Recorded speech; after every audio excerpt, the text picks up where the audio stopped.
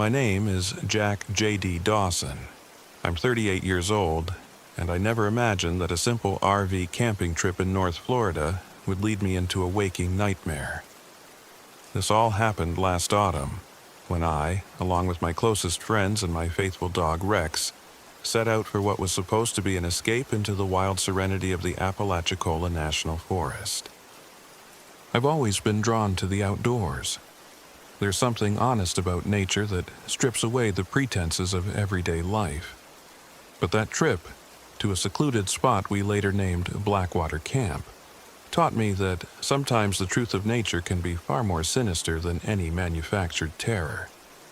We were a mismatched group in many ways.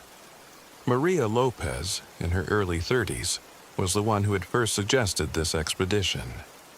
With her deep love for local folklore and paranormal research, she always carried an aura of mystery about her, as if she were perpetually listening for something that others couldn't hear. Then there was Caleb Reed, a pragmatic and outspoken skeptic in his mid-30s. Caleb's approach to life was entirely logical.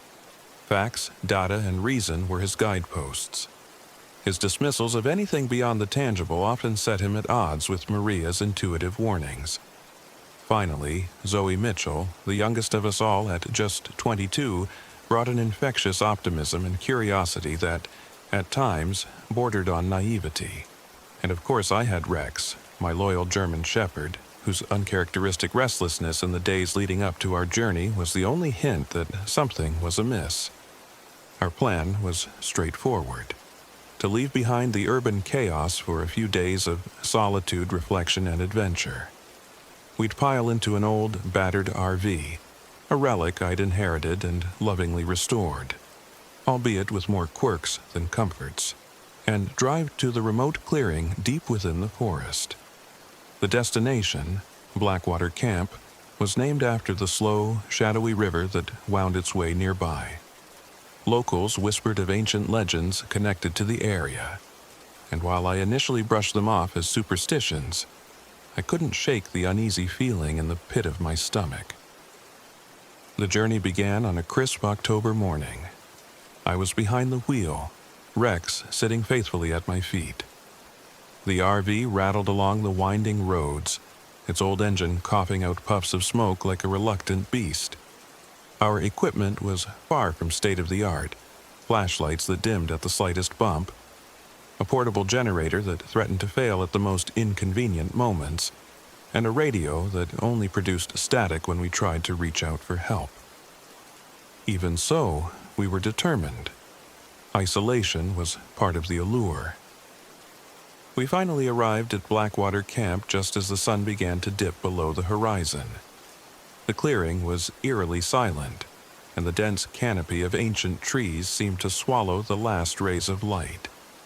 The camp was a jumble of mismatched camping gear, the RV parked haphazardly on a gravel patch, and a smattering of tents that we'd pitched earlier in the day. As I stepped out of the RV, Rex started growling at something unseen, his hackles raised and his eyes fixed on the darkening woods.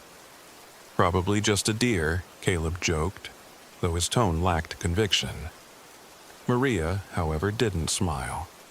"There's more to this place than meets the eye, Jack. I've been researching local legends, and the Seminole stories mention rituals and curses that bind the spirits of those wronged." I tried to reassure everyone with a laugh, but even I couldn't ignore the unsettling shiver that crept down my spine. That first night, the RV's creaks and groans became a sinister symphony accompanying the chorus of the nocturnal forest. I lay awake, listening to the wind as it rustled the leaves and the distant murmur of water from the Blackwater River. Rex whimpered softly, as if in warning. Then came the first inexplicable sign: a series of strange symbols etched into the bark of an old oak tree just outside our makeshift camp. The designs were intricate, curves and lines reminiscent of those found in ancient Seminole artifacts, symbols that spoke of rituals, curses, and appeasement of restless spirits. Maria examined the carvings with a mix of fascination and dread. "This isn't random," she whispered. "These are signs from a past that refuses to be forgotten. There's talk among the local indigenous communities about a cursed tribe, a group that turned to cannibalistic rituals and was doomed by the vengeful spirits of the land." Caleb scoffed at the notion. "Old legends, superstitions, nothing more. It's just nature's way of marking its territory." But even as he spoke, the wind carried faint murmurs, as if voices were woven into the darkness itself. Whispers that sent chills down my spine. The next day, we tried to shake off the night's unease by exploring the surrounding trails. I led the way on a narrow path that wound through dense undergrowth, Rex trotting along beside me. The forest was beautiful in its isolation, yet every shadow and rustle made my senses sharpen. We passed over small clearings and meandering streams, and Maria pointed out rare flora and fauna while recounting more of the local legends. Despite her soothing explanations, I couldn't help but feel that we were trespassing on hallowed ground. As dusk began to fall again, we returned to the RV only to be met with another unsettling development. The RV's radio, which had been our only link to the outside world, started picking up garbled voices. Static intermingled with what sounded like desperate whispers. I tried to adjust the dial, but the voices only grew louder, punctuated by a low, mournful hum. Zoe, her face pale, murmured, "It's like they're calling out, warning us." That night, while most of us huddled together in the cramped space of the RV, the true terror made its presence known. I was jolted awake by Rex's frantic barking. Peering through the dim light of my flashlight, I saw a spectral figure standing at the edge of the clearing. It was draped in tattered, dirt-stained clothing that seemed more a relic of ancient ritual than modern attire. The figure moved slowly, its form wavering like a reflection in disturbed water. For a moment, I couldn't tell if it was a ghost, a hallucination brought on by our collective anxiety, or something far worse. "Did you see that?" I called out, my voice trembling. Maria was the first to respond. "I've seen it before in my research. It's said that the spirit of a cursed shaman, punished for leading a cannibal cult, still wanders these woods.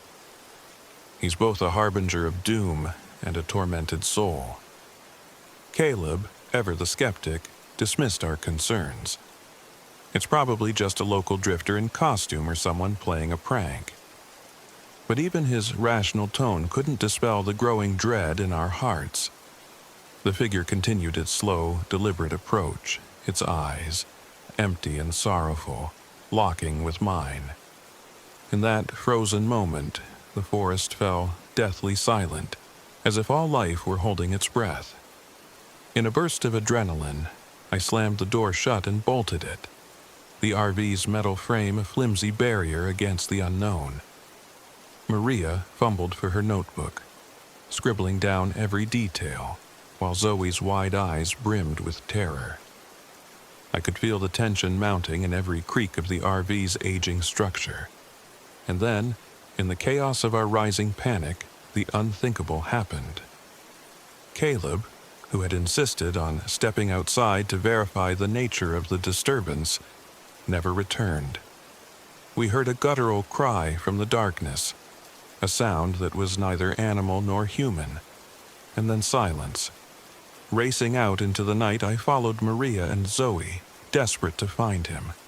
The forest, usually familiar in its rhythm, now felt like a labyrinth of shifting shadows and hidden threats. I found Caleb sprawled near a gnarled tree, his body contorted in an unnatural position. A deep gash marred his side as if torn by claws. His eyes, wide with disbelief and agony, locked onto mine.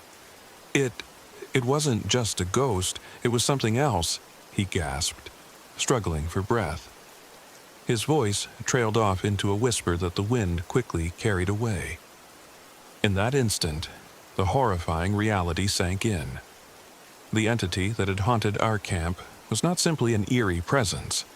It was violent, unpredictable, and deadly. Caleb's injury was a harbinger of the carnage to come. Back at the RV, panic set in. Maria's eyes shimmered with a mix of fear and resolve as she hurriedly opened her worn book of local lore. We have to do something.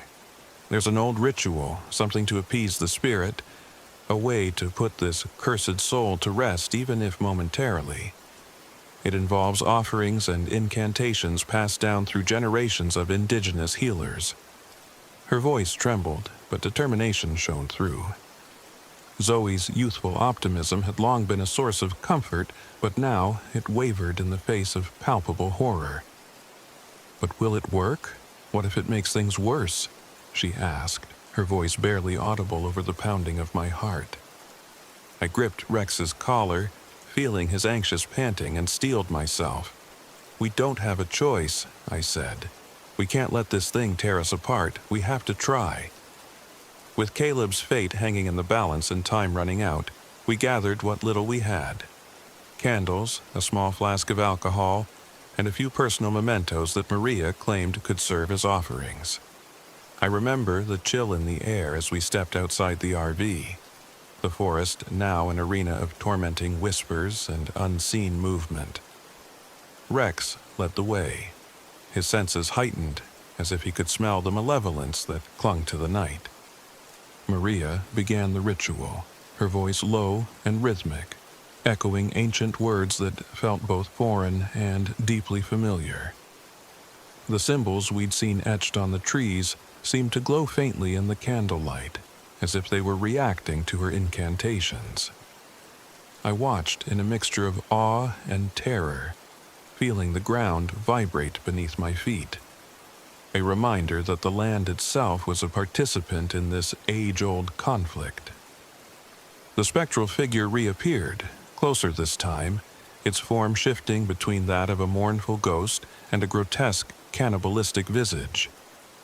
The eyes that met mine were a storm of sorrow and fury, and I knew then that we were dealing with something far beyond human comprehension, a cursed remnant of a dark ritual, doomed to wander these woods in eternal torment. As Maria's ritual reached its climax, the entity's behavior grew erratic. In a sudden violent outburst, it lunged toward us. The air filled with a cacophony of screams, the sound of shattering glass, and the rustle of frantic movement. I barely managed to pull Zoe back into the RV as the spirit's wrath closed in. Outside, in the dim glow of the candles, I caught a glimpse of Caleb's body, the lifeless form he had become, a victim of the entity's ferocity. His fatal injury was a stark testament to the reality of our peril. My heart pounded with a mixture of grief and terror. The RV, our only sanctuary in that oppressive darkness, became a fortress against the encroaching nightmare. With the ritual partially complete, Maria's final words hung in the air like a fragile hope. "May you find the peace you never knew in death, and may we find the strength to carry on." The spirit paused, as if caught in a moment of hesitation, its form wavering like a reflection on disturbed water. In that brief window, we made a desperate decision. We couldn't stay trapped in the RV with the entity circling like a predator waiting to strike again. I took a deep breath, my hands trembling as I fumbled with the old door lock. "We need to get out," I said, my voice barely more than a whisper. "It won't be safe here." Maria nodded, her face set in grim determination. Zoe, tears streaking her face, clutched at my arm. With Rex leading the way, we stepped out into the darkness. The forest had transformed into a nightmarish labyrinth. Each shadow a potential threat, every rustle in the underbrush a reminder that we were being hunted. The failing equipment and our dwindling supplies seemed insignificant compared to the overwhelming presence that haunted our every step. We made our way along a barely visible trail, the moon a pale sentinel in the sky. Every snap of a twig and every distant sound set our nerves on edge. The ritual's energy still lingered in the air, a tenuous barrier between us and the malevolent force. But as we pressed on, it became clear that the entity was not vanquished. It simply receded for the moment, biding its time.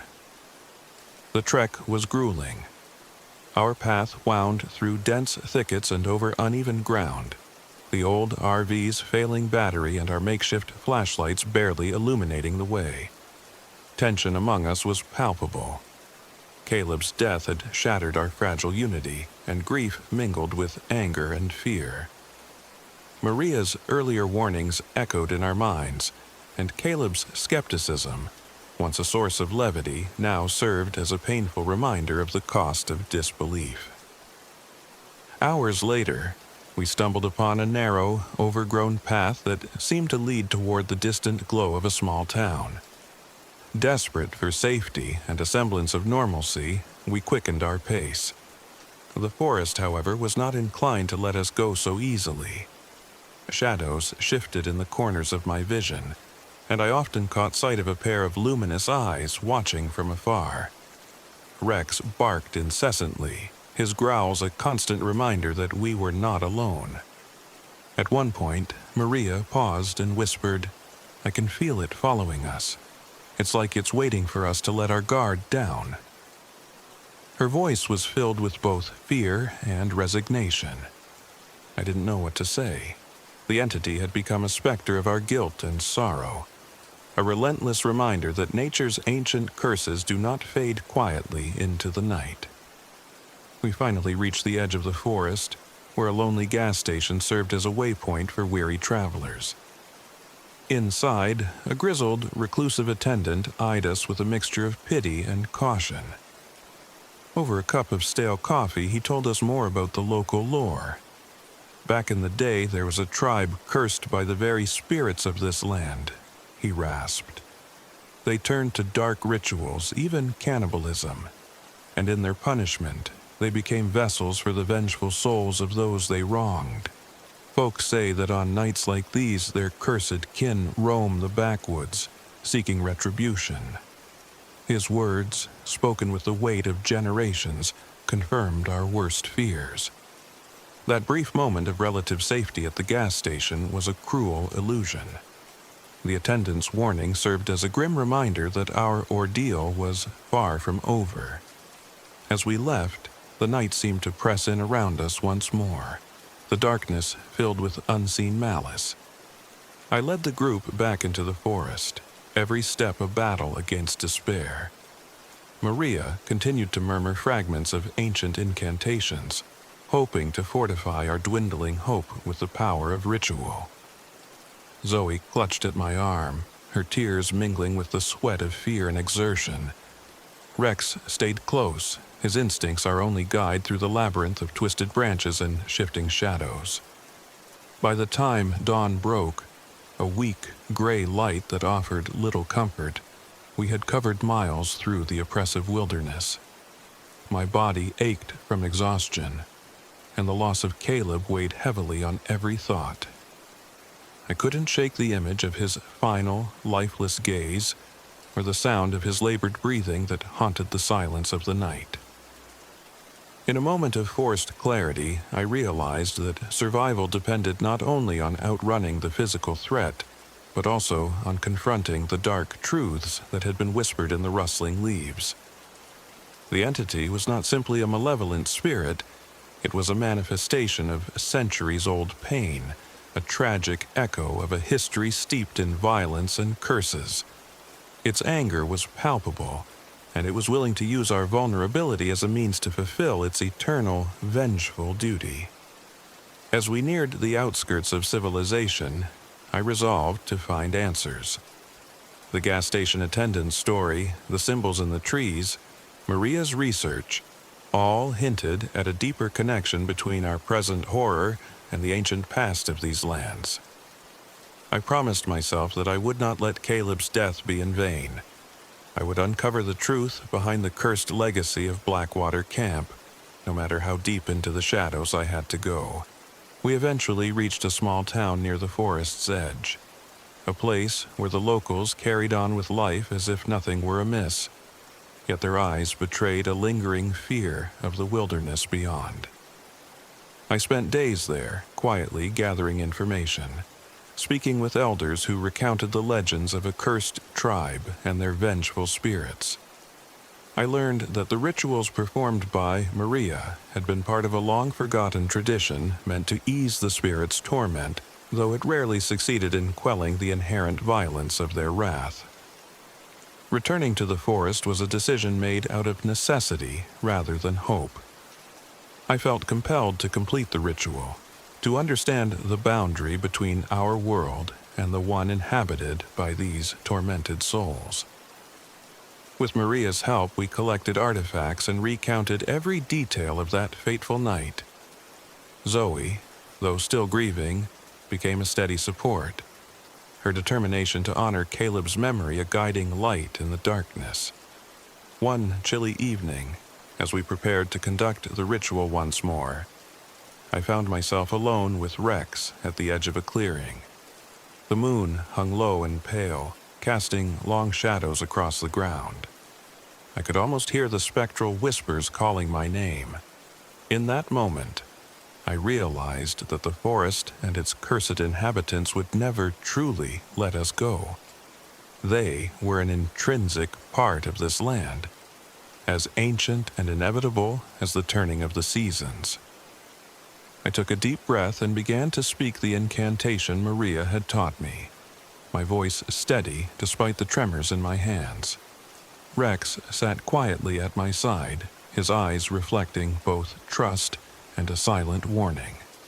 The forest seemed to lean in, every tree and rock a silent witness to our defiant act, and for a moment it felt as though the entity paused, a fleeting silence where the weight of centuries bore down upon us.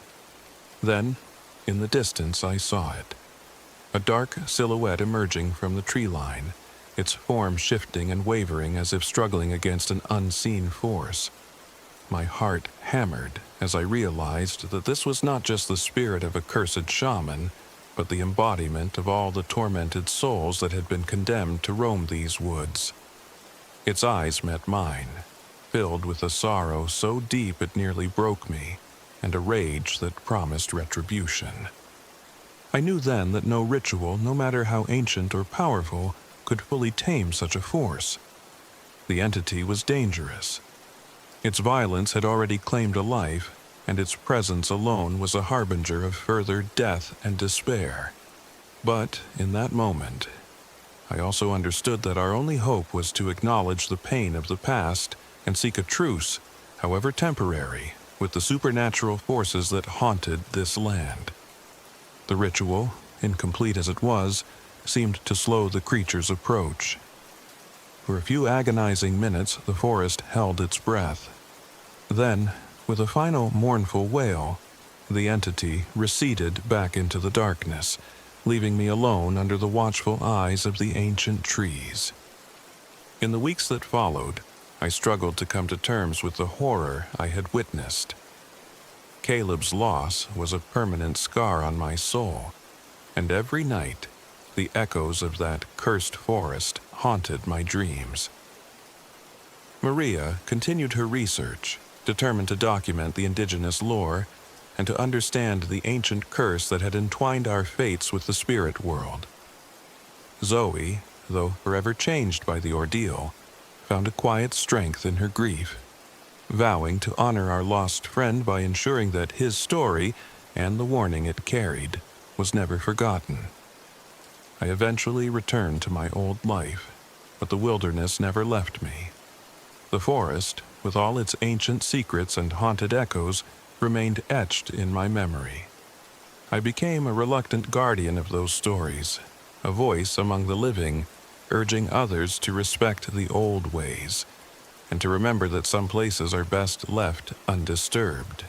Even now, as I sit by a modest fireplace far from Blackwater camp, I still hear the whisper of the wind and the distant cry of a tortured soul. The forest taught me that survival isn't just about escaping physical danger. It's about confronting the darkness within, both in the world around us and in our own hearts. In the end, I learned that the true horror of Blackwater camp was not merely in the supernatural encounters or the violent spirit that stalked our nights, but in the profound isolation that stripped away our illusions of control. The land itself was alive with memories and curses, a living testament to a past that refused to die.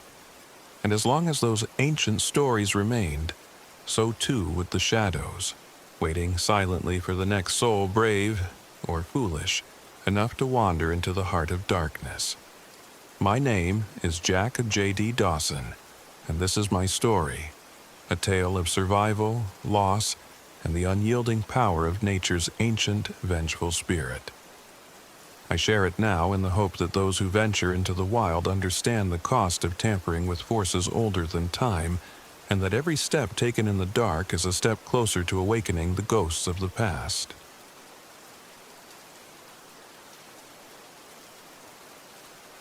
My name is Sam Mitchell. I'm 42 years old, and this all happened last winter when I decided to take a solitary RV trip deep into Wluchi State Forest in North Florida. I had been carrying a heavy burden for years, a guilt over a past love lost and mistakes I couldn't forgive myself for.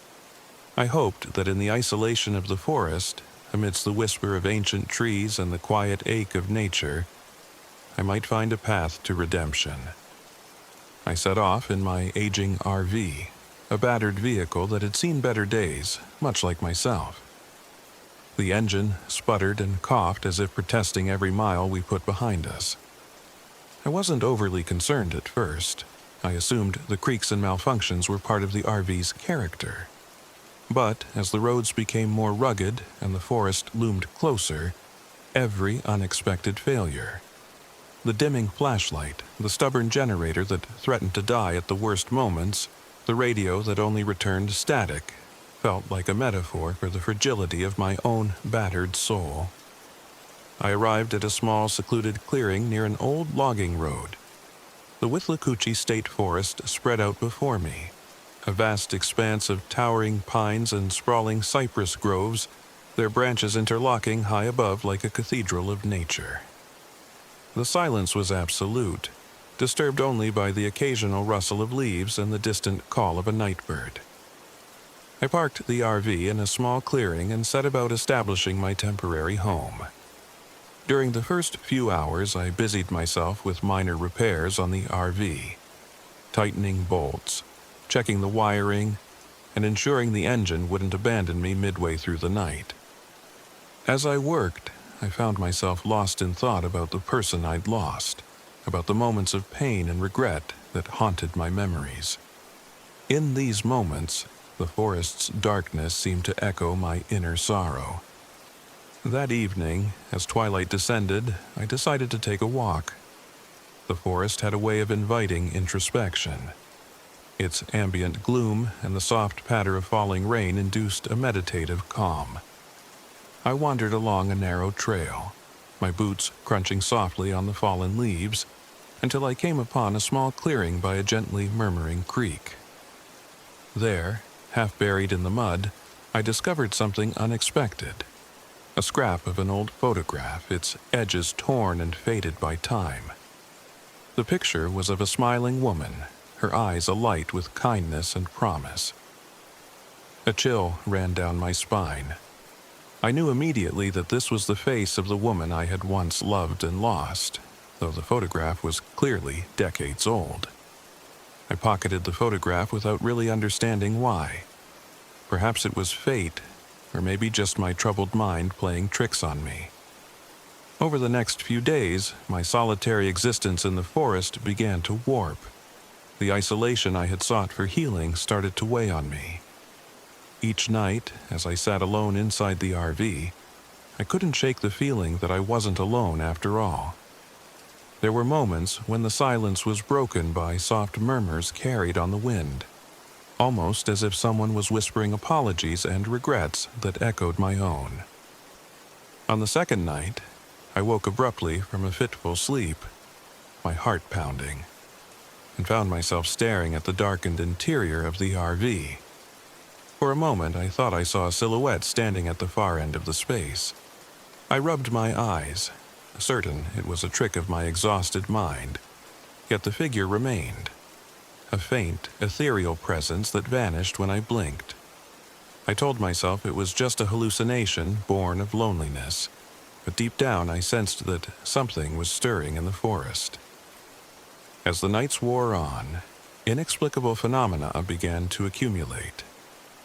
One evening, while I sat by a small portable heater trying to ward off the chill, I heard a soft, almost melodic voice outside. The sound was so delicate that I wasn't sure whether it was real or a fragment of memory.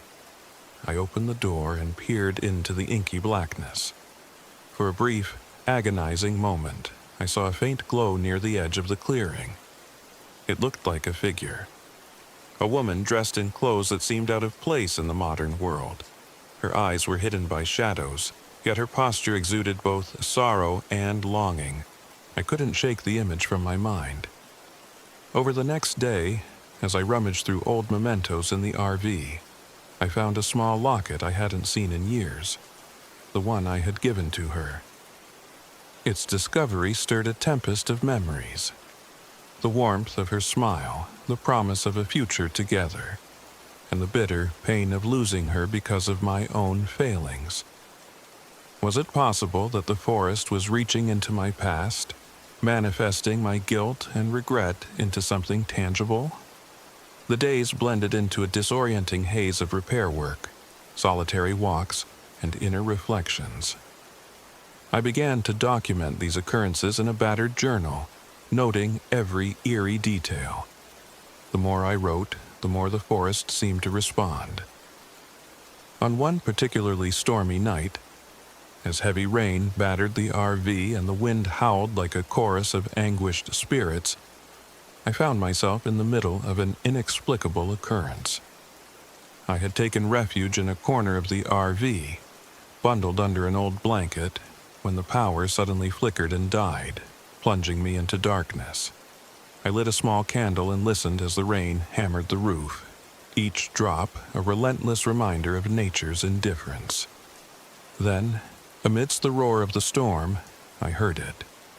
A clear, mournful whisper that seemed to utter my name, followed by a series of fragmented words. Forgive, forgive, release.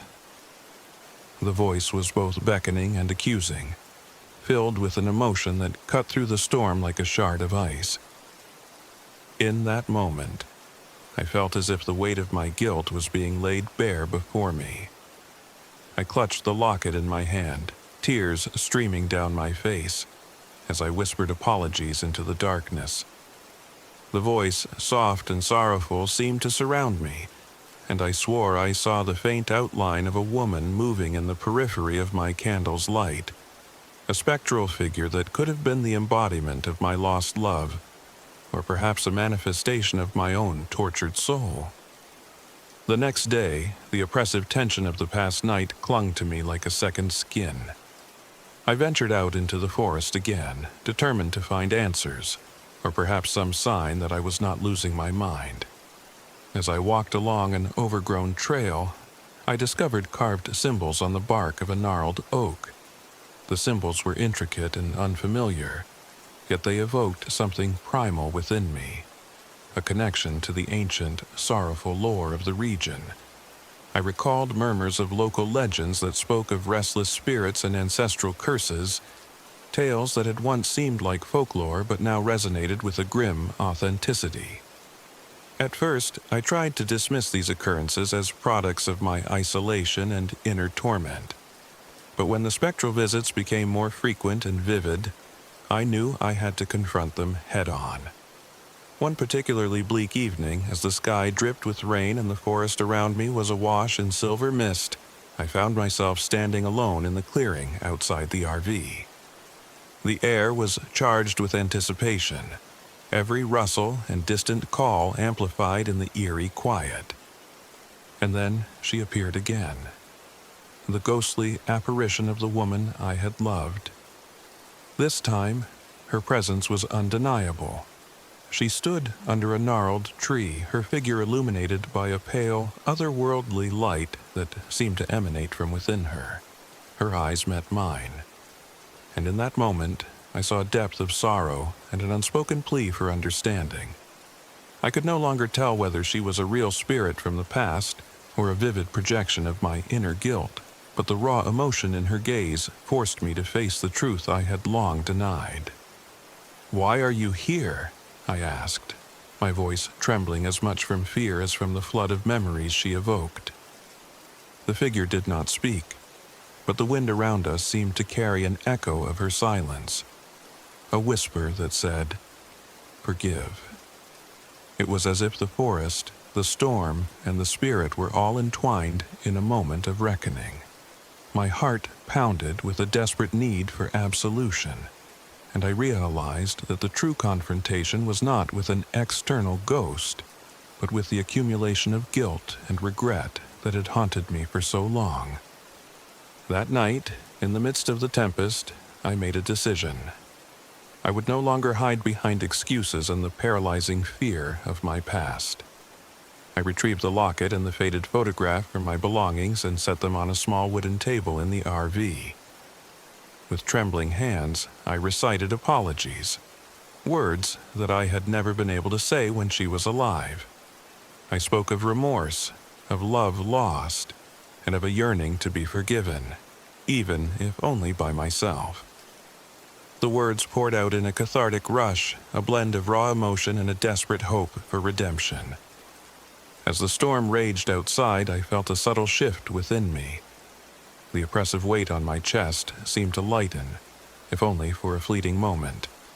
And then, almost imperceptibly, the RV's interior grew warmer, as if bathed in a gentle light. I looked up, half expecting to see her there, and for an instant I thought I saw a soft smile on the vague outline of the figure in the corner of my vision.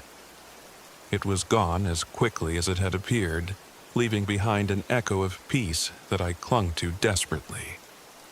The following morning, the storm had passed, leaving the forest washed clean and the air crisp and new.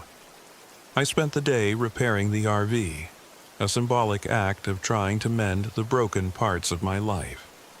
The forest, which had seemed so foreboding just hours before, now felt more like an ancient sanctuary, a place that held the possibility of healing if I was willing to face its challenges.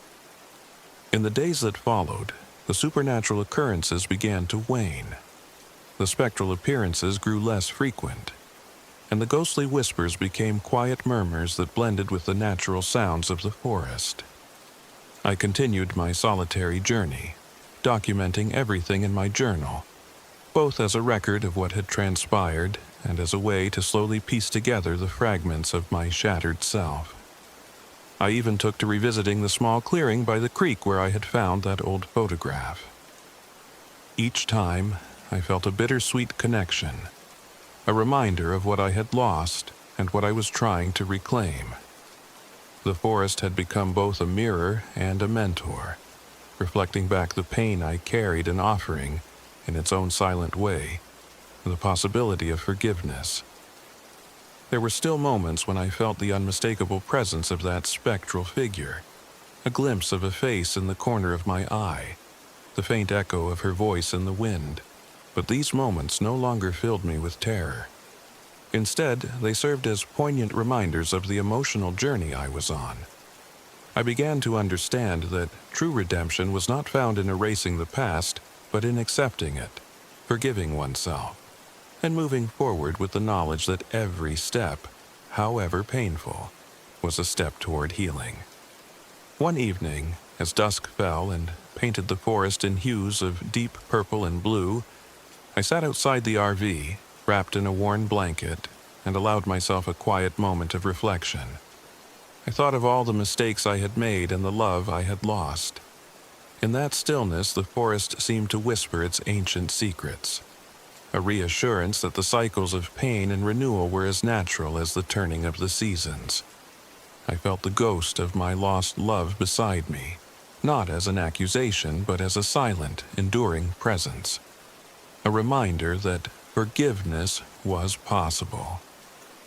As I started the RV the next morning, ready to leave the heart of Wluchi behind and return to a world that, while flawed, still held promise, I realized that the journey had changed me irrevocably. I was not the same broken man who had driven into the forest weeks before.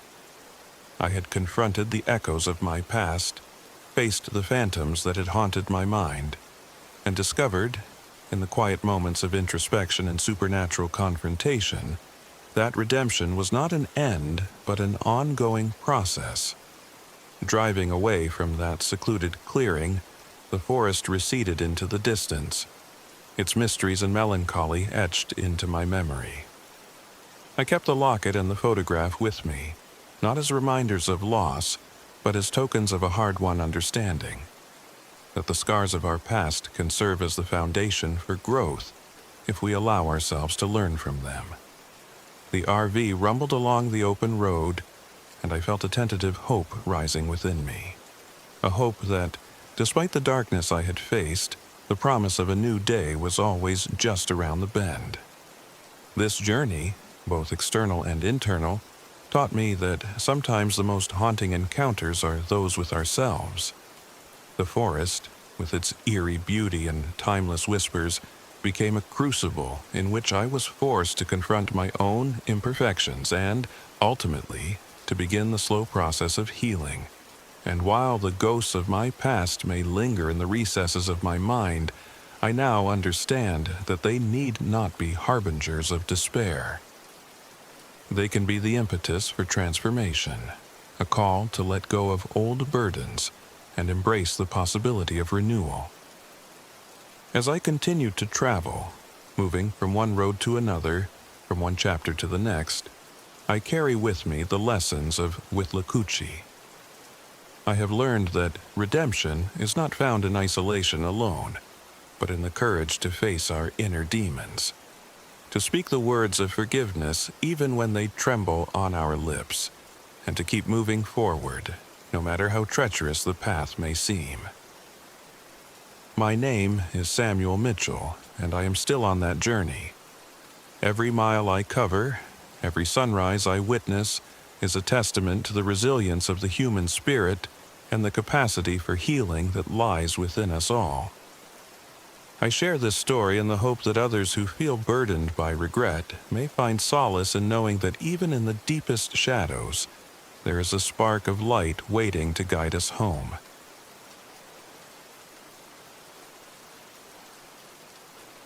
My name is Emma. I'm 32 years old, and this happened in the fall of 2023 at Blackwater River State Park in North Florida. What began as a celebratory RV road trip for my birthday quickly descended into a nightmare that none of us could have ever imagined. I've always been drawn to adventure, and the promise of spending a few days in the wilds of Blackwater River, with its dense woods and meandering waterways, was irresistible. My best friend Ben, ever the skeptic, and our friend Jordan, whose sensitive, almost otherworldly intuition had always set him apart, agreed to join me on this expedition. I envisioned it as a time for bonding and rejuvenation, a chance to escape the bustle of everyday life. But the rugged beauty of nature concealed secrets far darker than we could have foreseen. We loaded my aging RV, a creaky, temperamental vehicle that had seen better days, with our camping gear. Ben was in charge of the supplies and equipment, and he meticulously checked everything off our list.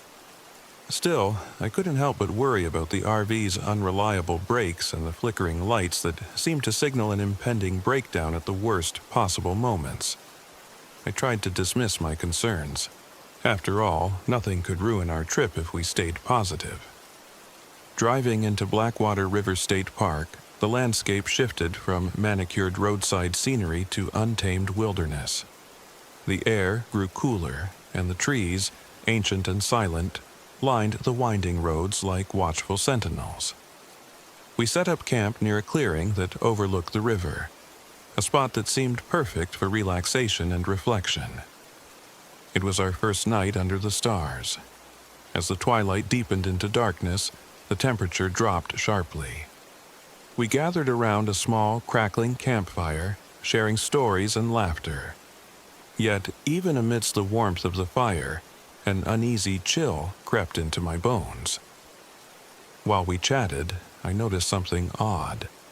The area immediately surrounding our RV was strewn with large footprints, far too big and strangely shaped for any animal I recognized. Ben brushed it off as the work of a wild boar or deer, but Jordan's face turned pale. "These aren't natural," he whispered, his voice trembling as if he'd seen a ghost. The uneasy feeling intensified when, later that night, I heard faint, unintelligible whispers carried on the wind, murmurs in a language I couldn't understand. At first, I thought it was just the wind playing tricks on my ears, but as the whispers grew louder and more distinct, I realized that something was deeply amiss. The next morning, our tension was palpable.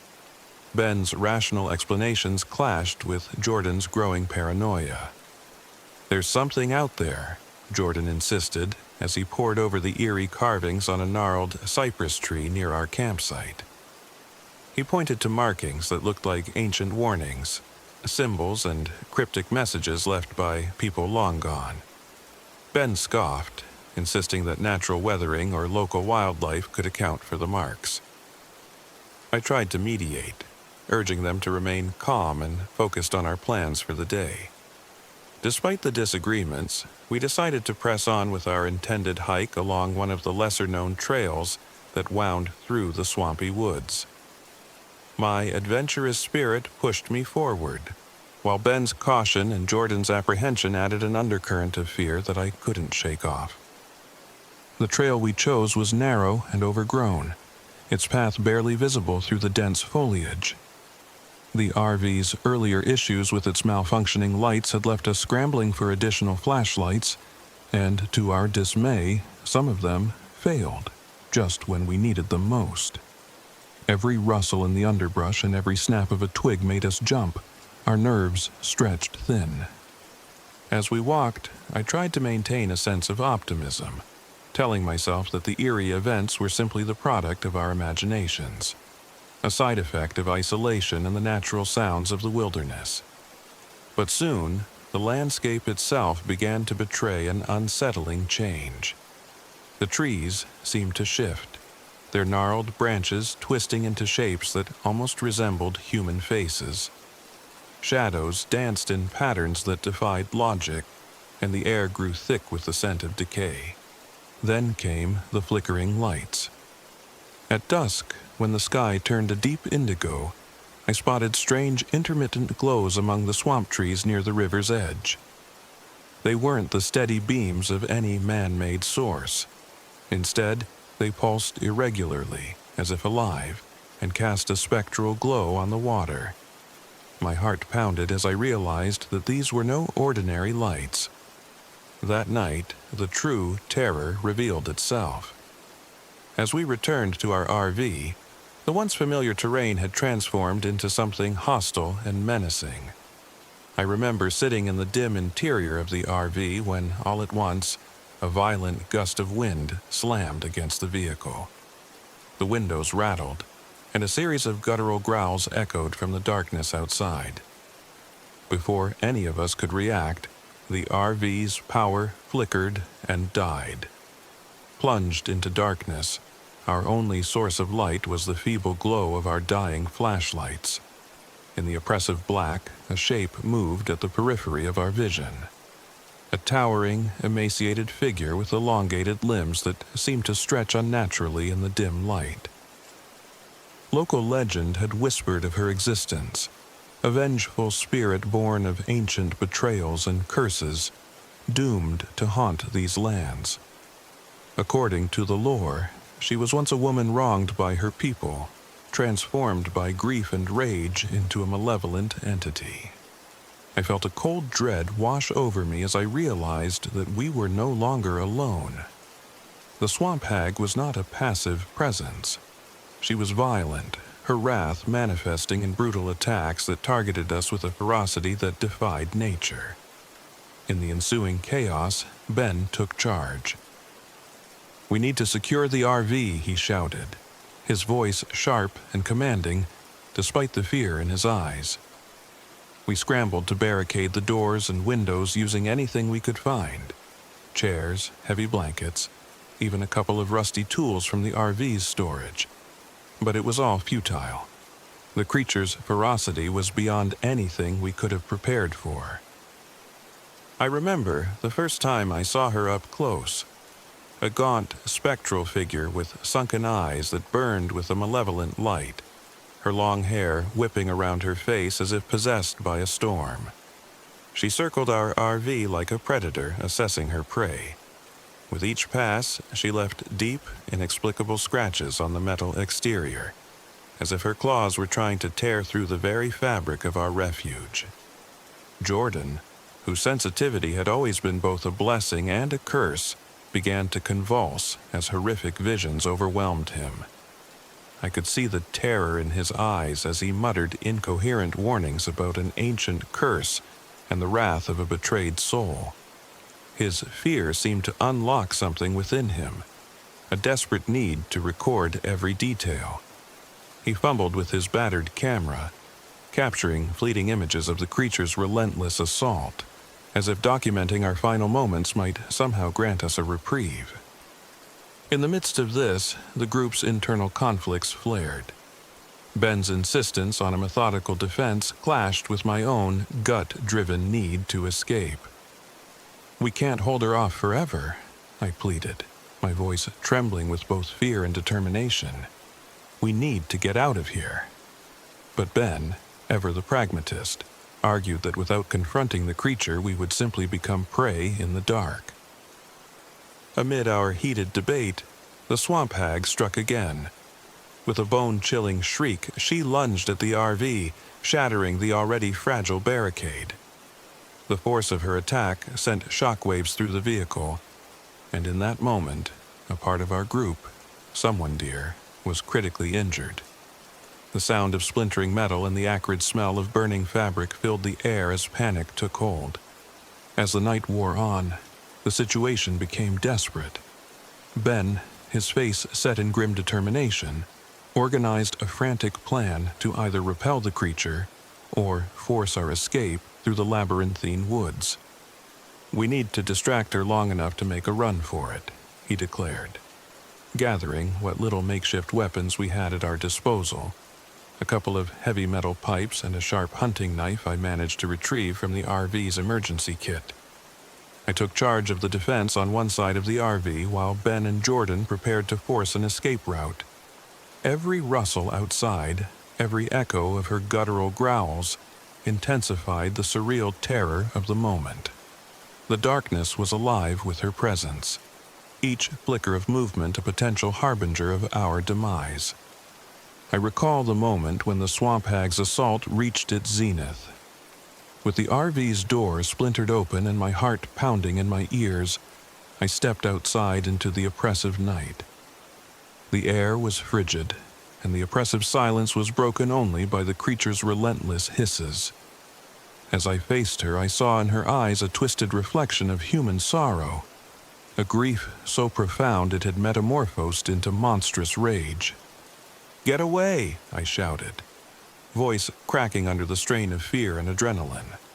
My makeshift weapon felt woefully inadequate in my trembling hand. But in that moment, I realized that survival wasn't just about brute force, it was about the will to endure against impossible odds. Ben's voice cut through the chaos. "Now, Emma, run!" With a final defiant glance at the creature, I turned and bolted into the darkness, guided only by the dim light of a malfunctioning flashlight and the echoing sounds of our frantic struggle behind me. We ran as if chased by demons, not merely the physical threat of the swamp hag, but the terror that had seeped into every fiber of our being. The dense woods were a maze, each turn leading us deeper into a labyrinth of shadows and uncertainty. Branches whipped at our faces, and the ground was slick with mud and decay. I could hear Ben and Jordan shouting behind me, urging me to keep moving. In those dark hours, every step felt like a battle against fate. The supernatural presence seemed to follow us, its malignant force palpable even when we thought we had outdistanced it. I frequently glanced over my shoulder, half expecting to see that gaunt figure emerging from the darkness. Instead, all I found were the sinister shapes of trees and the haunting silence of the night. As dawn began to hint at the edges of the horizon, we finally emerged from the tangled woods onto a narrow, overgrown trail. Exhausted and battered, our group regrouped near a small clearing by the river. Ben, with sweat and grime coating his face, inspected our injured companion while Jordan trembled, still haunted by his earlier visions. The relief of reaching a semblance of safety was tempered by the realization that the swamp hag was not done with us yet. The RV, our once safe haven, lay in ruins, a scarred monument to the night's horror. The makeshift barricades were shattered, and deep gouges marred its metal exterior, evidence of the creature's furious assault. In the aftermath, as we tended to our wounds and tried to gather our scattered thoughts, the reality of our situation sank in. Our initial disagreements had faded in the face of a shared, unspoken understanding that we had encountered a force far older and more powerful than our petty squabbles. The swamp hag was not simply a lingering ghost or a passive spirit. She was a violent, malevolent presence with a palpable hunger for retribution. I spent the following hours in a state of numb disbelief. In the quiet moments before rescue teams arrived, I couldn't help but replay every detail of that night in my mind. The eerie whispers, the shifting shadows, and that heart-stopping moment when our very sanctuary crumbled under the creature's wrath. I felt a profound sorrow for the lives altered forever by our reckless foray into the unknown. Ben and I exchanged long, weary glances, the tension of our earlier conflict now replaced by a shared bond forged in terror and survival. Jordan, his eyes distant and haunted, clutched his camera like a lifeline, as if capturing the horror would somehow make it real enough to overcome. We all knew that the marks of that night would forever be etched into our souls. In the weeks that followed, as we recuperated and recounted our story to local authorities, I found myself unable to shake the feeling that the horror was not confined to that one night. The legends of Blackwater River State Park were real, and the swamp hag was a part of that legacy. A vengeful spirit bound to the land, her presence a constant reminder of the thin veil that separates our world from the supernatural. I learned that local folklore had long warned visitors of strange occurrences in these woods. The ancient cypress trees bore carvings and symbols left by indigenous peoples, messages meant to warn future generations of the cursed ground upon which we had camped. In quiet moments when I allowed my mind to wander, I could almost hear her voice, a soft, malevolent whisper urging me to remember, to never forget the price of daring to disturb the past. The experience forced me to reconsider everything I once believed about nature and the unknown. What had started as an innocent celebration of life and adventure had transformed into a harrowing confrontation with a force that defied logic. It was a brutal reminder that survival sometimes hinges not on strength or strategy, but on the unyielding human spirit's ability to endure even the most unimaginable horrors. Months later, as I sit in a quiet, sunlit corner of my home, the memories of that night still haunt me. The scars on the RV have been replaced by new paint, and the broken pieces have long since been discarded, yet the echoes of our ordeal remain. I still see flashes of that gaunt, vengeful figure in the shadows of my dreams, and hear the disembodied whispers in the silence of the night. I know now that the world is far more mysterious and dangerous than we often dare to admit. Blackwater River State Park, with its haunting beauty and ancient secrets, taught me a lesson I will never forget.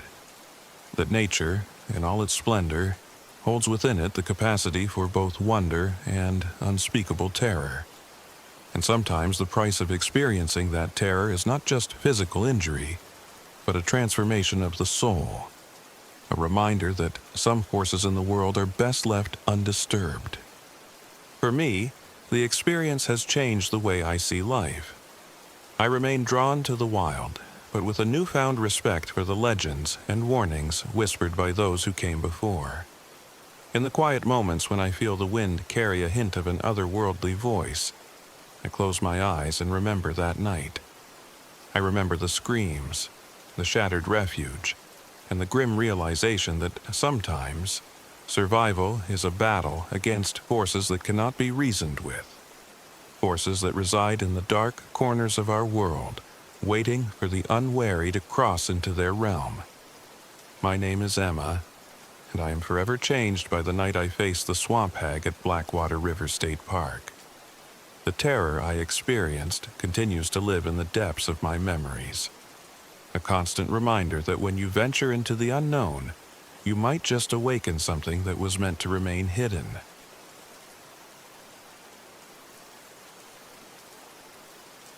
My name is David. I'm 42 years old, and this happened in the fall of 2022 in the vast, shadowy expanse of Big Cypress National Preserve in North Florida. I embarked on this solo RV camping trip to escape the suffocating memories of my past. A desperate search for solace amid the tangled wilds where nature reigns unchallenged and secrets lie buried beneath centuries of silence. I had been haunted by regret ever since I lost the one person I cherished most. My life, burdened with guilt and sorrow, had grown unbearable in the city's relentless clamor. I craved solitude, a space where I could confront my inner demons away from prying eyes and constant reminders of a past I couldn't rewrite. My old RV, a stubborn relic with creaking brakes and a penchant for flickering lights, was my chariot into isolation.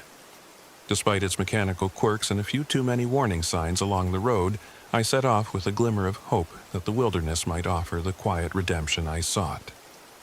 The drive into Big Cypress was both mesmerizing and disquieting. The landscape transformed gradually from manicured highways to an untamed, almost primordial swamp.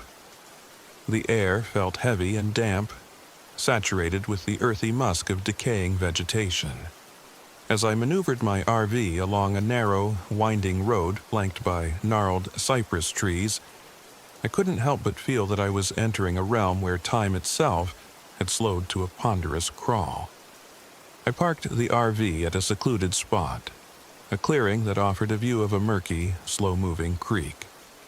The fading light of dusk painted the sky in bruised purples and deep blues, and as I stepped out, I immediately sensed that something was off.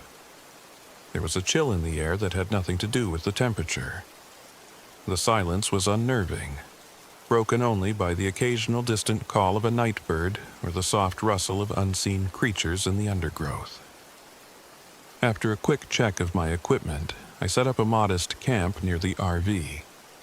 I had brought along a battered notebook, a flashlight that had seen better days, and a small portable radio. Even the radio, with its static-filled channels, seemed to pick up faint, ghostly whispers that might have been nothing more than interference, or so I hoped. I spent the first evening quietly jotting down my thoughts and the details of the surrounding wilderness. It was during these initial moments of solitude that I began to notice strange occurrences. While I sat by a small fire I'd built near the RV, I heard a soft, sorrowful melody drifting on the wind. It was as if someone were singing a lullaby in a language I couldn't decipher, a song imbued with deep melancholy that sent shivers down my spine. Curious and unnerved, I followed the sound a short distance away from my RV, only to find that it seemed to come from nowhere in particular. There were no figures, no signs of a human presence, only the dense, dark undergrowth and the ancient trees standing silently around me. The experience left me unsettled. I couldn't shake the feeling that the sound was both a warning and a plea, echoing from a past long forgotten. Back at the RV, I noticed something even more disconcerting. peculiar symbols carved into the bark of several trees encircling my campsite. The markings were intricate, resembling ancient runes or warnings from a bygone era. Their presence was inexplicable. How could someone have been here long before me, leaving such cryptic messages? I photographed them with my phone, though the images later revealed only blurred, ghostly lines that seemed to shift when viewed from different angles. Sleep eluded me that night, as every creak of the old RV and every rustle outside sent my mind into overdrive. I tossed and turned, plagued by vivid dreams that mingled my own memories of loss with images of a spectral woman in a white dress. In these dreams, her face was both beautiful and sorrowful, her eyes pleading for understanding, as if she were trapped in an endless cycle of grief. I awoke with a start, drenched in sweat, unable to determine if the visions were a product of my tired mind or something far more sinister. Over the following days, the oppressive solitude of the preserve began to weigh on me. The isolation that I had once craved now felt like a prison, each day blurring into the next with little change in the eerie routine. I pushed myself to document everything, every strange noise, every inexplicable flicker of light, every fleeting glimpse of that spectral woman. On my second night, as darkness fell and a heavy fog rolled in from the swamp, the atmosphere shifted noticeably. The temperature dropped suddenly, and the air took on a palpable sense of melancholy. I sat inside the RV, trying to lose myself in the static of the old radio, when I saw her. At first, she appeared only in the corner of my eye, a pale figure in a flowing white dress, her form almost translucent in the dim light. I couldn't be sure if it was my imagination, or if I was truly witnessing a ghostly presence. I gathered my courage and stepped outside. The figure had vanished, but in her place lay the same carved symbols that had marked the trees. The realization struck me hard. The ghost in white from my dreams was not merely a figment of my tortured imagination. She was real, and she was connected to these ancient warnings. Driven by equal parts dread and curiosity, I began to research the local lore. I discovered fragmented tales of a tragic woman who had lived over a century ago, a woman whose life ended in mystery and sorrow. Locals whispered that she had been betrayed by those she loved, her untimely death sealing a curse upon the land. Her spirit, they said, was doomed to wander the swamps in perpetual mourning, her soft lullabies a lament for what might have been. Each piece of the puzzle resonated with me in a way I could hardly explain. I, too, had suffered a betrayal, a loss that left my soul fractured and my conscience tormented. As I pieced together the fragments of her story, I began to see parallels between her tragedy and my own life. Could it be that her spirit was drawn to me, reaching out in a desperate attempt to communicate through the veil that separated our worlds? The more I delved into the history, the more the symbols began to take on meaning. They were not random markings. They were a record of pain and warning, a silent chronicle of a past that refused to be forgotten. The ghost in white, with her mournful presence, seemed to be urging me to confront my own demons, to acknowledge the wounds that had festered in the solitude of my heart. On the third night, a violent thunderstorm swept over the preserve. The wind howled like a wounded animal, and the torrential rain transformed the familiar landscape into a realm of shadow and chaos. I was forced to take shelter in an abandoned cabin I had discovered earlier, a relic of a bygone era, its walls covered in layers of peeling paint and cryptic, time-worn symbols. Inside the cabin, the atmosphere was thick with history and sorrow. I could feel the presence of countless souls who had once sought refuge here, each leaving an indelible mark on the weathered wood and stone. Lightning illuminated the cabin's interior, casting long, dancing shadows that seemed to whisper secrets of the past. As the storm raged outside, I sat in a dusty corner of the cabin and began to write. The act of putting my thoughts on paper, of confronting my memories in black and white, was both cathartic and excruciating. And then, as if summoned by my desperate need for connection, she appeared. The ghost in white emerged fully from the shadows, her presence filling the room with an indescribable sorrow. I froze, uncertain whether to flee or to approach. Her eyes, luminous and filled with anguish, met mine. In that silent exchange, I felt the weight of her story, and with it, the burden of my own guilt. Through a series of spectral visions, I was shown snippets of her life, a forbidden love, a betrayal that shattered her world, and a final violent act that left her soul forever trapped in the twilight of regret. I could not help but see my own reflection in her tragedy, the pain of losing a loved one, the haunting memories of a betrayal that had never truly healed. These were the chains that bound me just as they had bound her.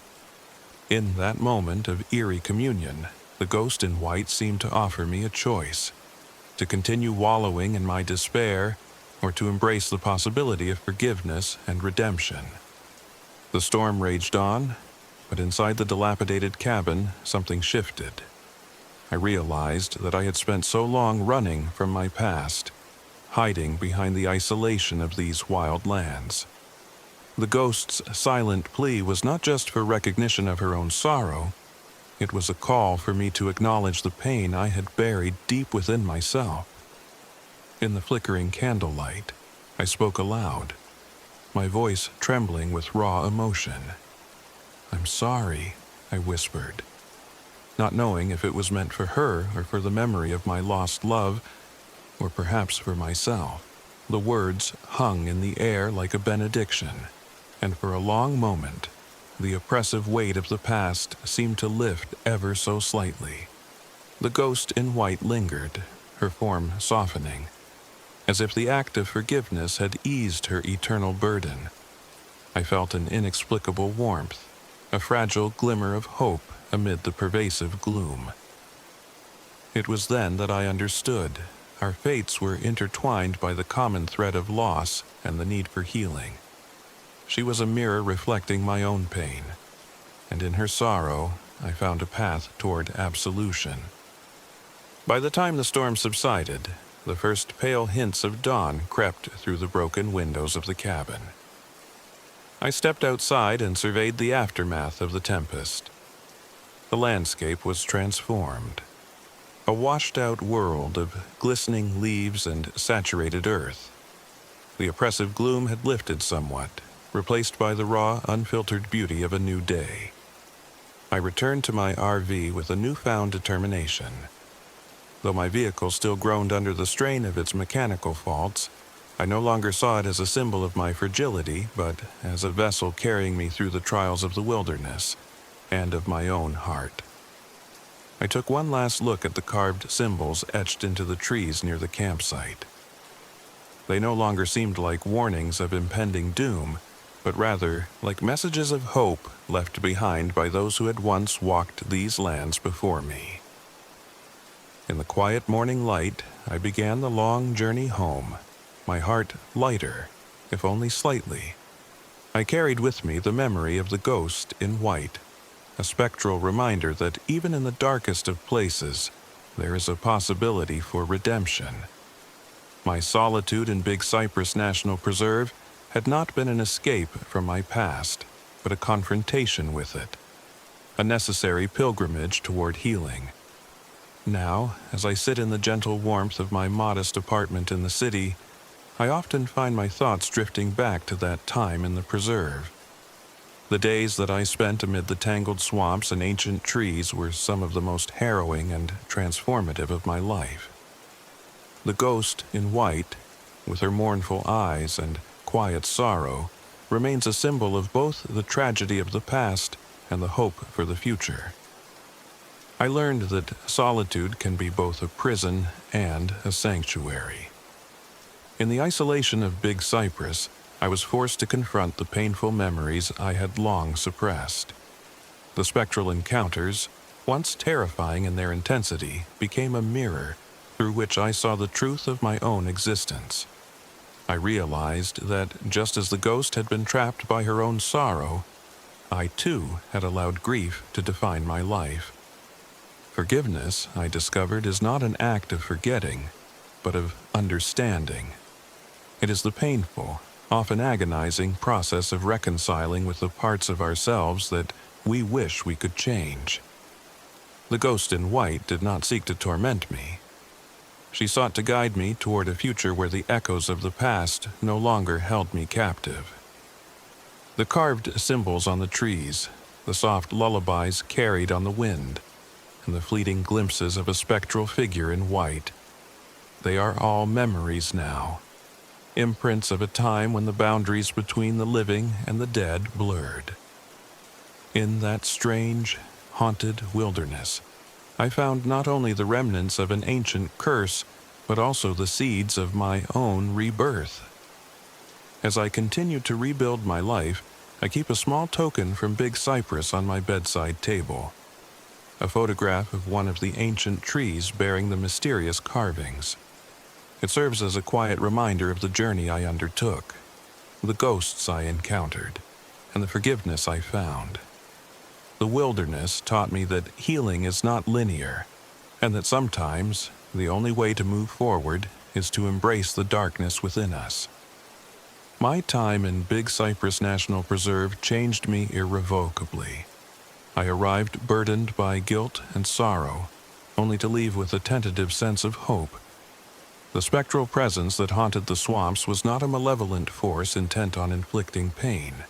It was a sorrowful echo of a life cut short, a reminder that our losses, though profound, need not define us.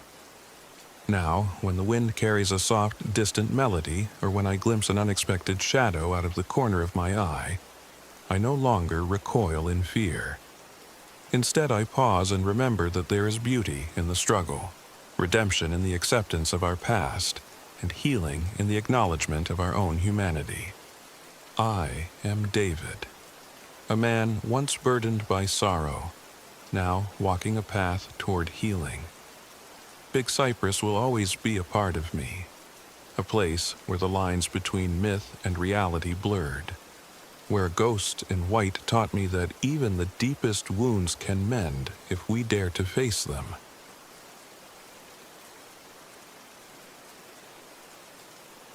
My name is Amanda Reyes. I'm 34 years old, and this is the story of a camping trip that shattered my sense of safety forever. It all began on a warm October morning when I, along with my three closest friends, Bob Everett, Charlie Nguyen, and Diana Moore, set out on what was meant to be a rejuvenating RV road trip to Wakula Springs State Park in Florida. We hoped to escape the cacophony of city life, reconnect with nature, and rekindle our bonds. I was determined to keep everyone safe, even though I secretly battled my own doubts about what lay ahead. Our RV was a relic from years past, patched together with more hope than reliability. The generator sputtered in protest as we pulled into the designated campsite near the spring's edge, its outdated dashboard blinking erratically. Diana, ever the pragmatist, immediately began checking the equipment. "We're running on fumes here," she warned, her eyes scanning the dim display. Bob, the group's eternal skeptic, scoffed. "It'll run fine. We're in the wild. A little unpredictability is part of the adventure." I wasn't as sure as Bob, but I trusted Diana's careful attention to detail. Meanwhile, Charlie, our sensitive dreamer, seemed quieter than usual. He kept glancing over his shoulder as if expecting to see something, or someone, in the shadows of the surrounding pines. That first night after we settled in, a heavy, unsettling silence descended on our campsite. The hum of cicadas and the rustle of leaves provided a backdrop that, instead of soothing, hinted at hidden mysteries. I was lying in my bed inside the RV when I first heard it, a series of soft, rhythmic whispers that seemed to emanate from deep within the forest. My heart pounded as I strained to decipher the hushed voices. Were they the wind, or something else entirely? Before I could convince myself it was nothing more than my imagination, Diana knocked on my door, her face pale. "Amanda, did you hear that?" she asked, voice trembling. Together, we stepped outside into the cool night. The failing generator cast erratic shadows across the campsite, making the trees seem to sway with sinister intent. As I looked toward the water's edge of Wakula Springs, I thought I saw a flicker of movement, a pale, ethereal glow that danced momentarily among the trees. A chill crawled over me. The legends of this park were well known locally, especially the tale of the White Lady, a ghostly figure said to be the restless spirit of a woman wronged in life. I tried to brush it off, but a lingering dread clung to me. The next morning, tension simmered beneath the surface of our small group. Bob's dismissiveness about the eerie events clashed sharply with Charlie's anxious recounting of his nightmares, and Diana's insistence on being vigilant.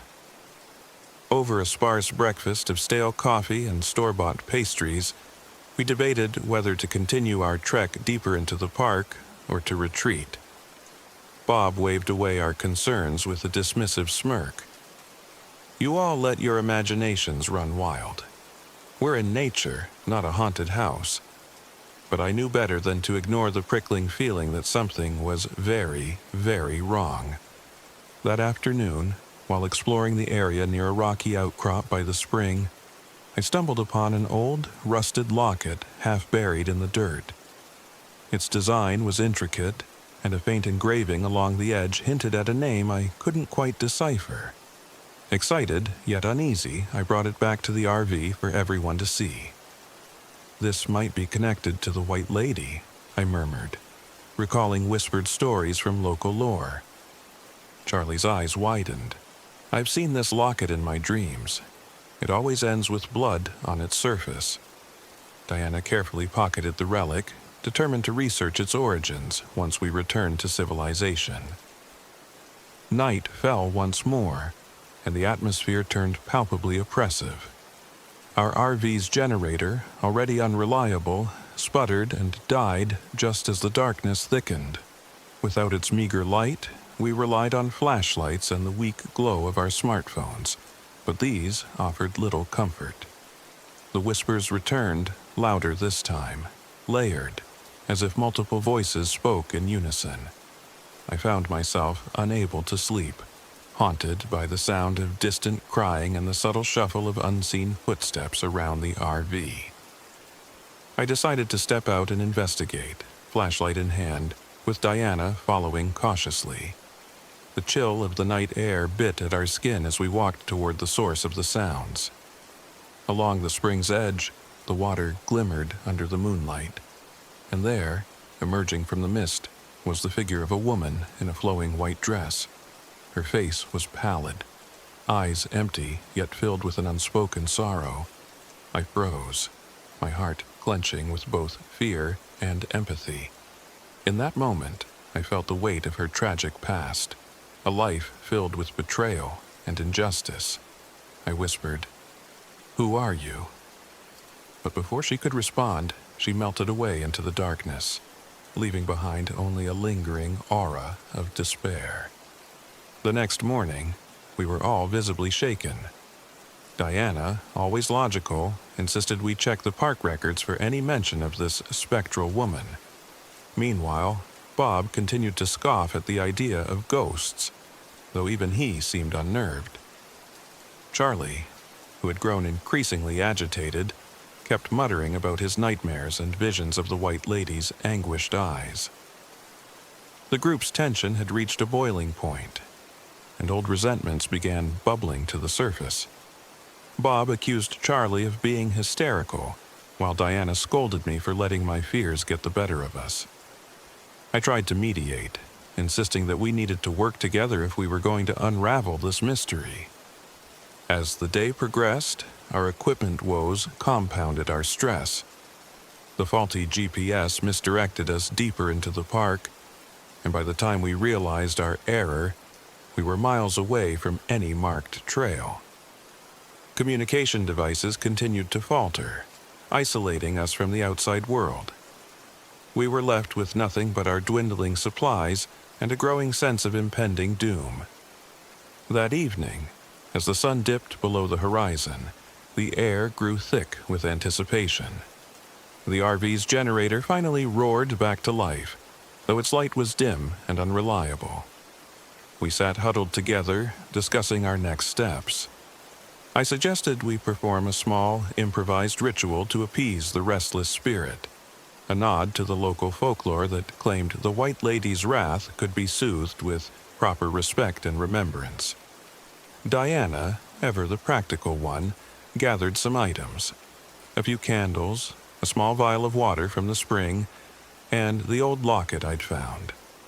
Bob, still skeptical, rolled his eyes but reluctantly agreed, and Charlie whispered a trembling prayer he'd seen in an old journal.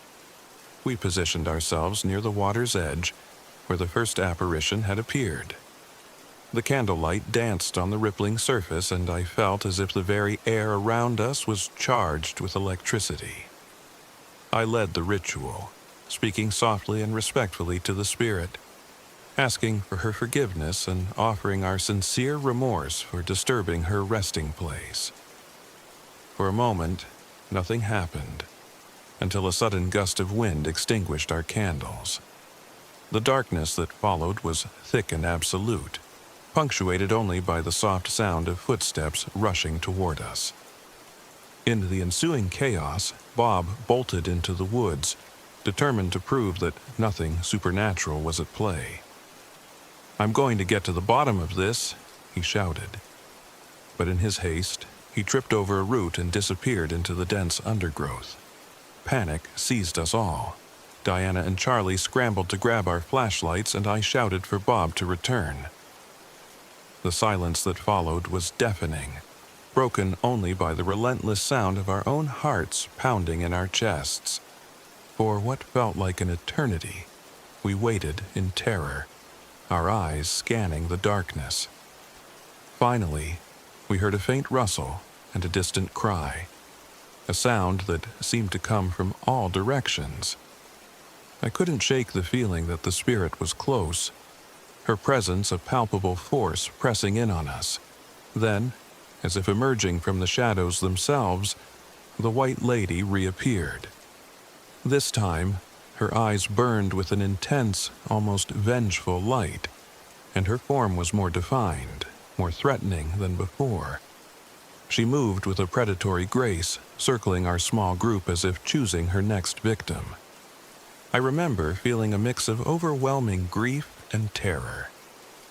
Here was a soul trapped in perpetual anguish, her sorrow twisting into wrath as she confronted us. "Please," I whispered. We meant no harm, but my words were lost in the eerie winds that swept around us. Diana clutched the locket tightly, as if it were our only connection to a past that could somehow offer redemption. Charlie's face was pale, tears streaming down his cheeks, while Bob's voice rang out in a desperate, frustrated shout as he tried to chase after the apparition. In the ensuing turmoil, Bob's reckless courage turned to fatal miscalculation. He darted away from the group, chasing after the spectral figure with a mix of determination and hubris. "I'll show you there's nothing here," he cried, his voice echoing into the darkness. I pleaded for him to stop, but he was already too far gone. The White Lady's expression shifted in an instant, from mournful to merciless. I watched in horror as Bob was overtaken by a sudden, violent force. His screams were swallowed by the night, and in that terrifying moment I knew we had unleashed a wrath that would not be easily contained. After what seemed like an eternity of silence, we gathered ourselves and searched frantically for any sign of Bob. We eventually found him lying motionless near a grove of ancient cypress trees, his body marked by inexplicable, deep lacerations as if clawed by an unseen beast. The sight shattered any remnants of hope we had clung to. Bob was gone, and with him, the fragile unity of our group. In the days that followed, Our struggle for survival became a desperate battle against not only the relentless forces of nature, but also the supernatural terror that now stalked us. Diana, determined to understand the true nature of the White Lady, scoured every scrap of local history and folklore she could find. She learned that the spirit was once a woman of honor who had been betrayed by those she trusted. Her death, a brutal testament to human cruelty. Over time, her sorrow had twisted into a malevolent force, one that now exacted vengeance on anyone who dared disturb her domain. Charlie, haunted by nightmares and guilt over Bob's fate, became increasingly withdrawn. His art, once a source of solace, turned into frantic, anguished sketches of spectral figures and dark, foreboding landscapes. I took it upon myself to try and hold our group together, despite the fractures that now marred our bond. Every creak of the RV, every snap of a twig outside, was a reminder that we were being watched by something ancient and unforgiving. One night, after a particularly tense day of fruitless searching for a way out, I awoke to find the RV bathed in an eerie, ghostly glow. I stepped outside, drawn by an inexplicable compulsion, and found Diana standing near the water's edge. In her hand, she clutched the locket tightly, her eyes fixed on the dark, still surface of the spring. "I think it's calling us," she whispered, her voice trembling with both fear and determination. I could see in her eyes the same longing to understand, to put right the terrible wrong that had been done. But I knew that the White Lady's anger was far from sated. As the night wore on, the atmosphere grew charged with a sense of impending doom. I realized that our only chance of survival was to confront the spirit head-on, to try and appease her before she claimed any more lives. With the help of Diana's newfound research, we attempted to recreate a ritual, a final plea for forgiveness, and an offering to soothe the ancient pain that had birthed this vengeful force. We gathered what little supplies we had left, the locket, candles salvaged from our sparse provisions, and a few personal mementos that we hoped might bridge the chasm between the living and the dead. We returned to the very spot where we had first encountered her, the murky water's edge, shrouded in mist and silence. I led the ritual, my voice wavering as I recited words of apology and entreaty for mercy. Diana and Charlie joined in, their voices melding into a chorus of desperation. For a brief, agonizing moment, the oppressive atmosphere seemed to lift, as if the spirit might be moved by our sincerity. Then, without warning, the air around us exploded with a violent force. The White Lady appeared in full fury, a spectral tempest of sorrow and rage. Her eyes, once filled with a mournful luminescence, now burned with an infernal light. The ground trembled beneath our feet as she advanced, her ethereal form distorting the very fabric of reality. In that split second, I realized that no ritual, no amount of human contrition could quell the primordial anger of a soul so deeply scarred by injustice. I closed my eyes, praying for deliverance, for some shred of mercy from a force that seemed beyond redemption. When I dared to open them again, I saw Diana clutching the locket to her heart, a tear-streaked face set in grim determination. Charlie was huddled beside her, his eyes wide with terror, yet reflecting a desperate hope. The White Lady's presence loomed over us, and in that moment, I understood that our survival depended not on fighting her, but on understanding her anguish. With a voice that trembled between the mortal and the supernatural, I spoke directly to her. "I know your pain," I said softly, my words barely audible above the rushing wind. "I know you were betrayed and hurt beyond measure. We are not your enemies. We are lost souls seeking solace.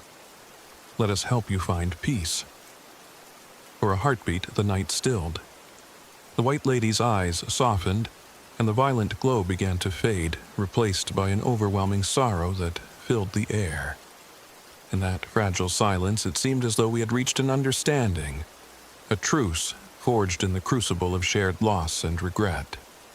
But then, as if the moment were too precious to last, the spirit's form wavered.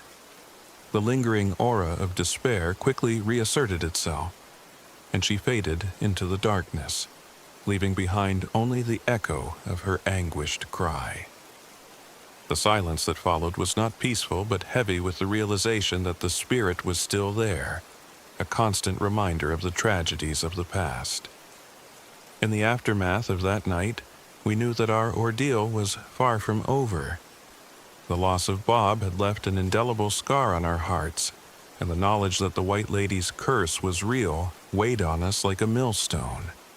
Yet, in our shared grief, we found a resolve to endure, to learn from our mistakes, and to respect the forces we had encountered. Each of us bore the marks of that fateful encounter. Charlie with his haunted eyes, Diana with her quiet determination, and I with the heavy burden of leadership and regret. As we finally managed to navigate our way back to a safer part of the park, our thoughts were consumed by the questions that now defined our lives. Was the White Lady's vengeance an act of pure malevolence, or was it the tragic cry of a soul abandoned by time and forgotten by the living? Could there be a way to atone for the trespasses of the past, to bring healing to a spirit so profoundly wounded?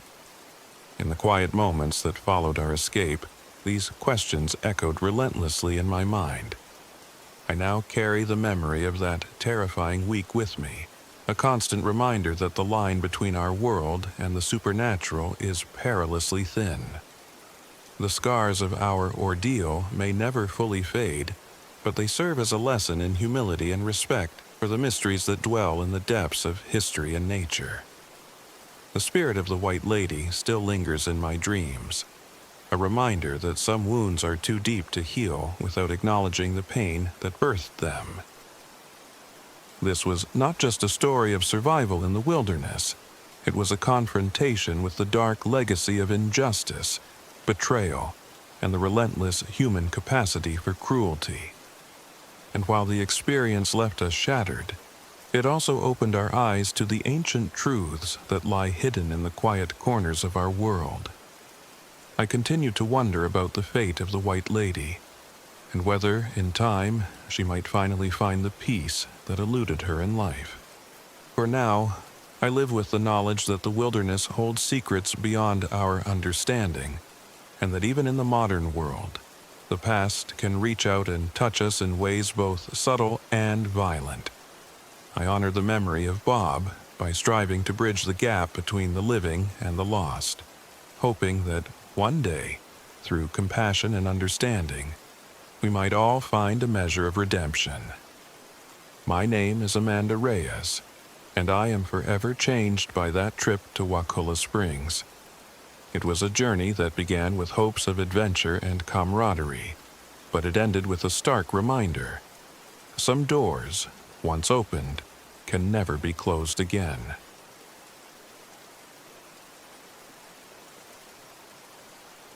My name is Jake Hart. I'm 42 years old, and this happened in the summer of 2023, deep in the heart of the Ocala National Forest in Florida. I was a solitary man burdened by past mistakes and relentless regret, seeking solace and self-discovery far from the clamor of everyday life. My only companion was my aging RV, a rickety, unreliable home on wheels that had seen better days. I hoped that in the silence of the forest, I might finally confront the inner demons that had haunted me for years. I set out with little fanfare. The roads were long and winding, and as I drove deeper into the forest, the landscape transformed into a tangle of ancient cypress groves and shadowy trails. My plan was simple: find a secluded clearing, park my RV, and spend a few days alone with my thoughts. I was not expecting any company, supernatural or otherwise. I needed isolation to reflect on my life and maybe, just maybe, find a path to redemption. The RV's electrical system was notoriously unreliable, and almost immediately I encountered my first inconvenience. On the outskirts of the forest, the generator sputtered and died, plunging the cab into darkness until I could coax it back to life with a few frantic button presses. I cursed under my breath. This was the first sign that nothing about this trip was going to be smooth. I decided that if the RV was going to be a temperamental companion, I'd have to be even more cautious with my journey. That first evening, as twilight bled into night, I set up a small camp just off the beaten path. I parked near a cluster of towering cypress trees whose twisted roots and gnarled trunks seemed to whisper secrets of centuries past. The air was heavy and still, broken only by the occasional rustle of leaves and the distant call of an owl.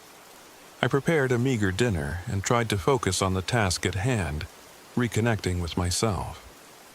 But as night deepened, a strange sensation crept over me. It started with soft, almost rhythmic drumming, echoing faintly from somewhere in the forest. At first, I dismissed it as the natural beat of the wilderness, perhaps the sound of woodpeckers or the wind tapping on hollow logs.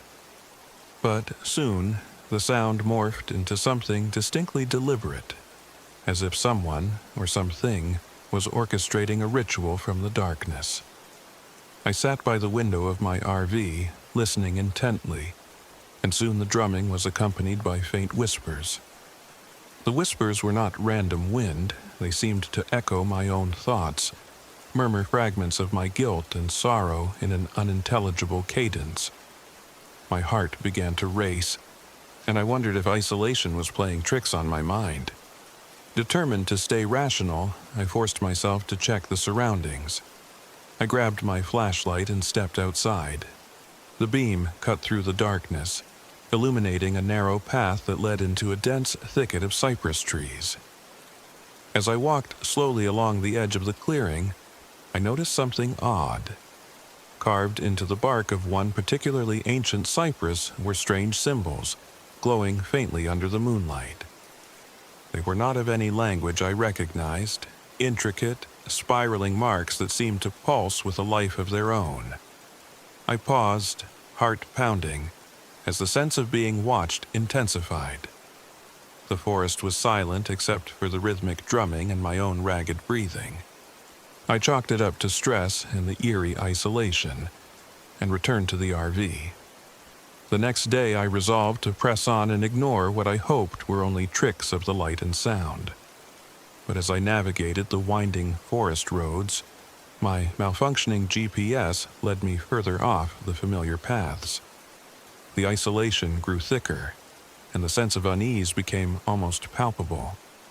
Every time the generator hiccuped back to life, I saw fleeting shadows dancing along the edges of my vision. At night, the RV's interior was lit only by the dim glow of my portable lantern, and the darkness outside seemed to seep into every crevice of my being. It wasn't long before I discovered a small weathered totem tucked beneath a rotting log along one of the unmarked trails. The totem was an odd, intricately carved figure that fused elements of Native American symbolism with features that were unsettlingly out of place, a face that was neither wholly human nor entirely animal. I picked it up with trembling hands, feeling as though I'd unearthed something sacred and dangerous at the same time. I couldn't help but wonder if this was connected to the strange markings on the trees and the persistent drumming. That night, as I sat inside my RV trying to make sense of the day's events, I began to experience a series of visions that blurred the lines between reality and hallucination. I caught glimpses of a shifting figure at the edge of my sight, a silhouette that sometimes resembled a human and other times morphed into a more monstrous, indistinct form. At one point, in a flash of lightning during a brief, distant storm, I swear I saw that very figure staring directly at me, its eyes reflecting my own deepest fears.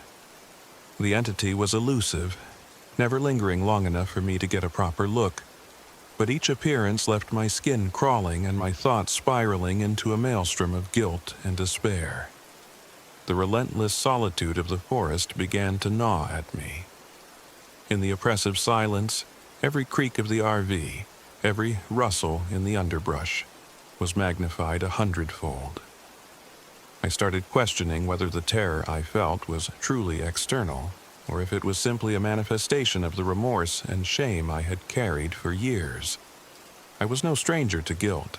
My past was riddled with the decisions I regretted, and the isolation of this trip forced me to confront those memories head-on. The spectral appearances and inexplicable symbols began to feel like mirrors reflecting my inner turmoil, as if the forest itself was challenging me to face the darkness within.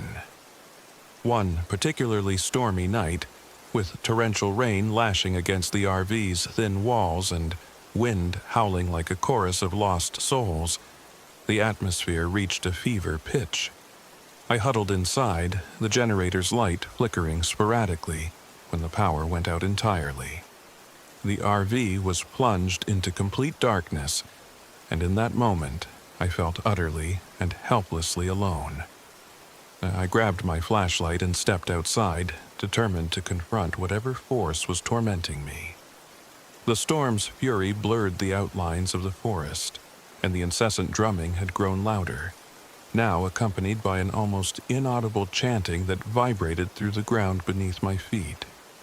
As I made my way along a muddy trail, the shape-shifting figure materialized fully before me. In the brief intervals between flashes of lightning, I saw its form in stark detail, a dark, indistinct silhouette that seemed to shift and ripple like smoke. At times, it resembled a man with deeply scarred features, and at others, it was a grotesque amalgamation of animalistic and human traits. I froze in terror as the entity's eyes locked with mine, and in that moment, I realized that this was no external monster. It was a reflection of my own inner darkness, come to life in the form of an ancient spirit rooted in indigenous lore. I tried to steady my breathing as the entity moved closer, its movements both fluid and predatory. There was no violent lunge, no overt aggression at first, just a relentless, unnerving presence that made the storm around us feel like a mere backdrop to my internal collapse. The entity began to speak in a voice that was not entirely its own, a haunting echo of my long-suppressed regrets. It whispered of lost chances, of betrayals and mistakes that had cost me dearly, each word a dagger to my already wounded soul. "Why do you run?" it asked, its tone both accusatory and sorrowful. "Why do you hide from what you are?" I stood rooted to the spot, paralyzed by the weight of its words. In that torrential downpour, amidst the chaotic symphony of nature, I finally confronted the painful truth I had been avoiding for so long. I had been running from my past, from the guilt that haunted me every waking moment.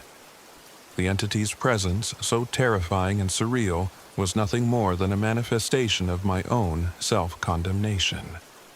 As the storm raged on, I found the courage to speak.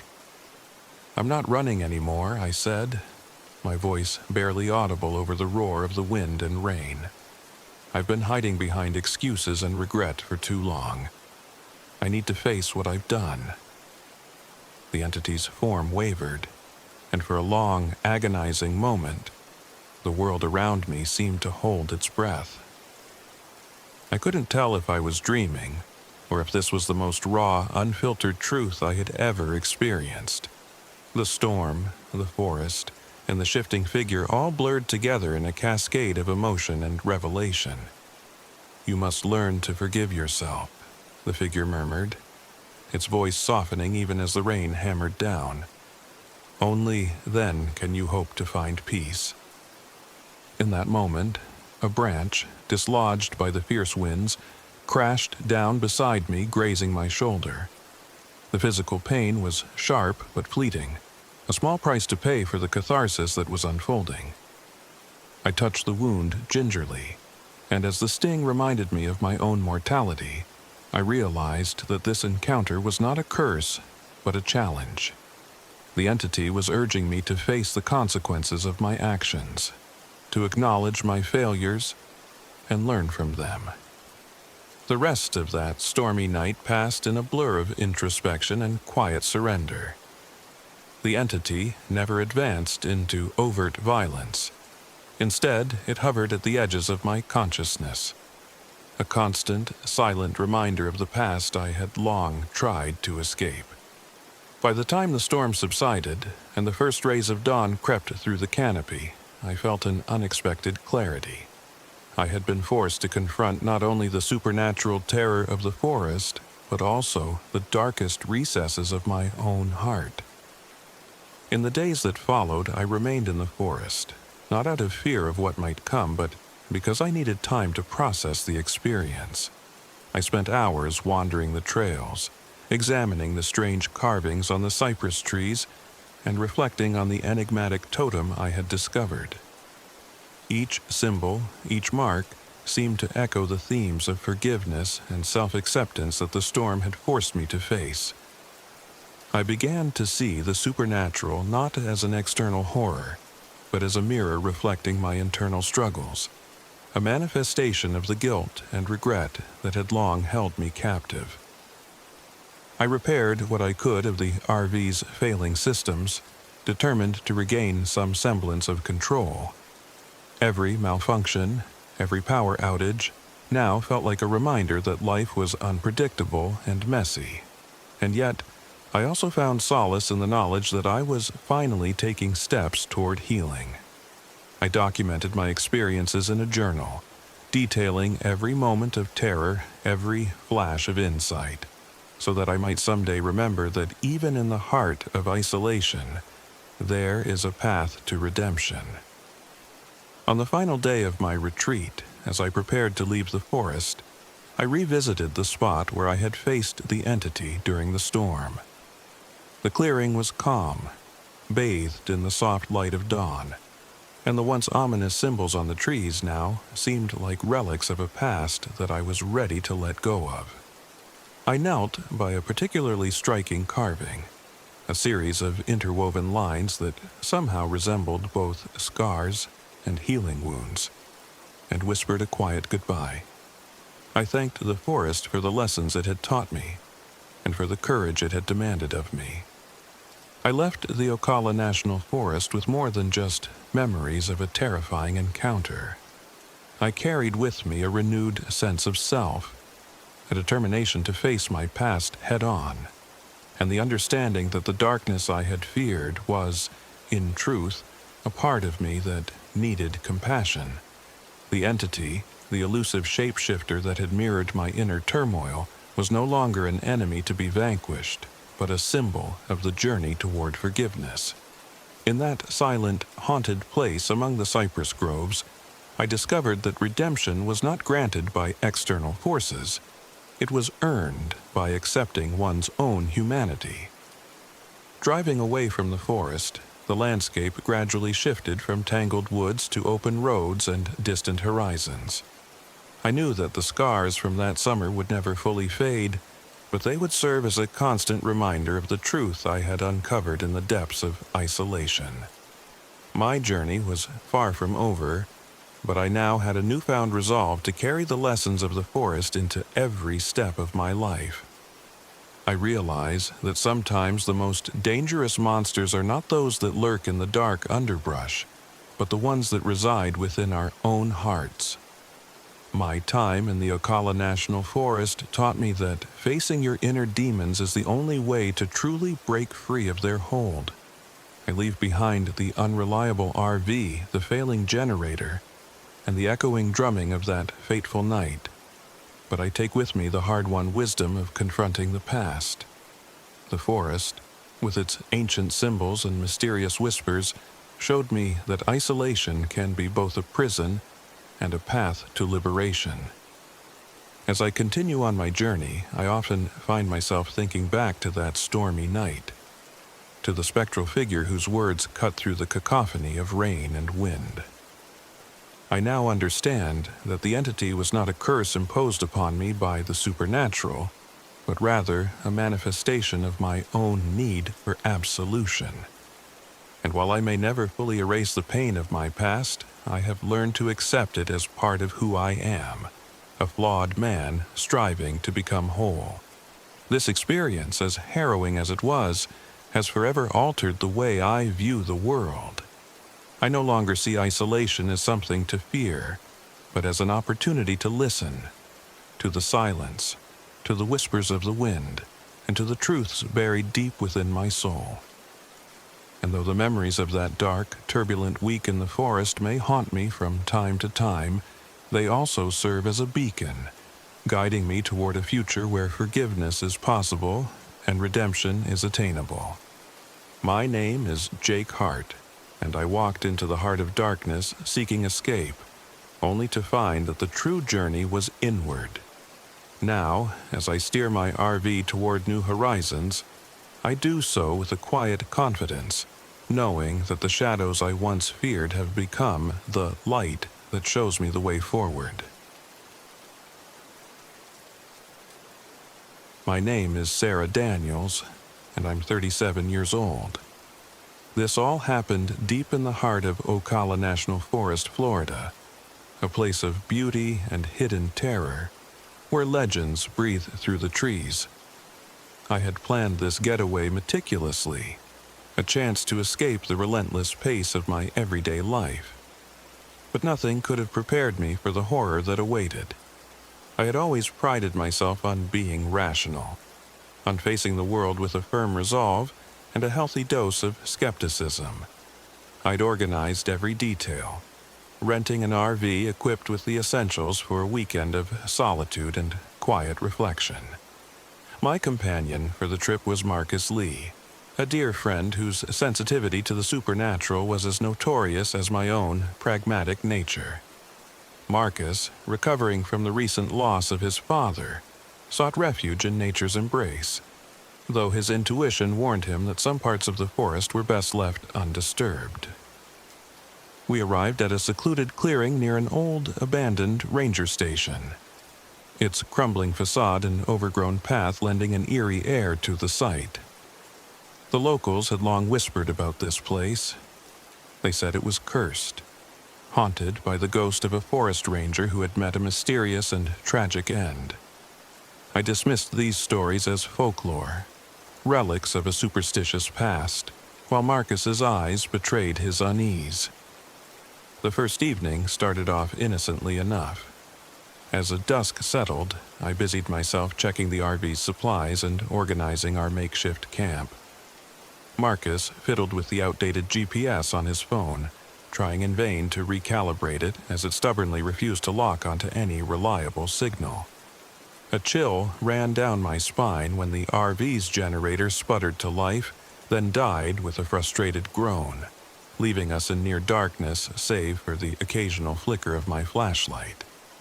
I found it odd, but I attributed it to the age of our equipment rather than anything more sinister. It was around 9 p.m. when I first sensed something was off. I had just settled into a creaky folding chair outside the RV, trying to calm my growing restlessness, when Marcus's voice, tinged with alarm, cut through the silence. "Sarah, did you see that?" he whispered, his gaze fixed on the shadows beyond our small circle of light. I squinted into the darkness, trying to catch a glimpse of movement, but the forest offered no clear answers. A soft, mournful humming seemed to ride the wind, a sound that felt both ancient and heartbreaking. Marcus shivered, his eyes scanning the tree line as if expecting the unseen to leap forth. Later that night, while I lay on the lumpy mattress inside the RV, I heard something that sent a jolt through my veins. The radio, our only connection to the outside world, flickered on by itself, emitting faint, unintelligible whispers interspersed with static. Marcus, who was barely asleep, sat up and murmured, "That voice, it's like it's speaking in a language I don't understand. I swear it sounded like it was pleading." Despite my rational mind urging me to ignore it, I couldn't shake the feeling that we were being watched. The next morning brought with it an uneasy calm. I stepped outside to inspect the area, hoping that the chill of the previous night was nothing more than my imagination running wild. That's when I saw the footprints, small, deliberate impressions encircling the RV. They were too fresh and too organized to be those of a stray animal. Marcus found them too, and his anxiety deepened visibly. "We need to be careful, Sarah," he said, his voice trembling slightly. "There's something out there." We decided to explore the vicinity of the abandoned ranger station. The building, cloaked in vines and the decay of years, exuded a melancholy aura that was hard to ignore.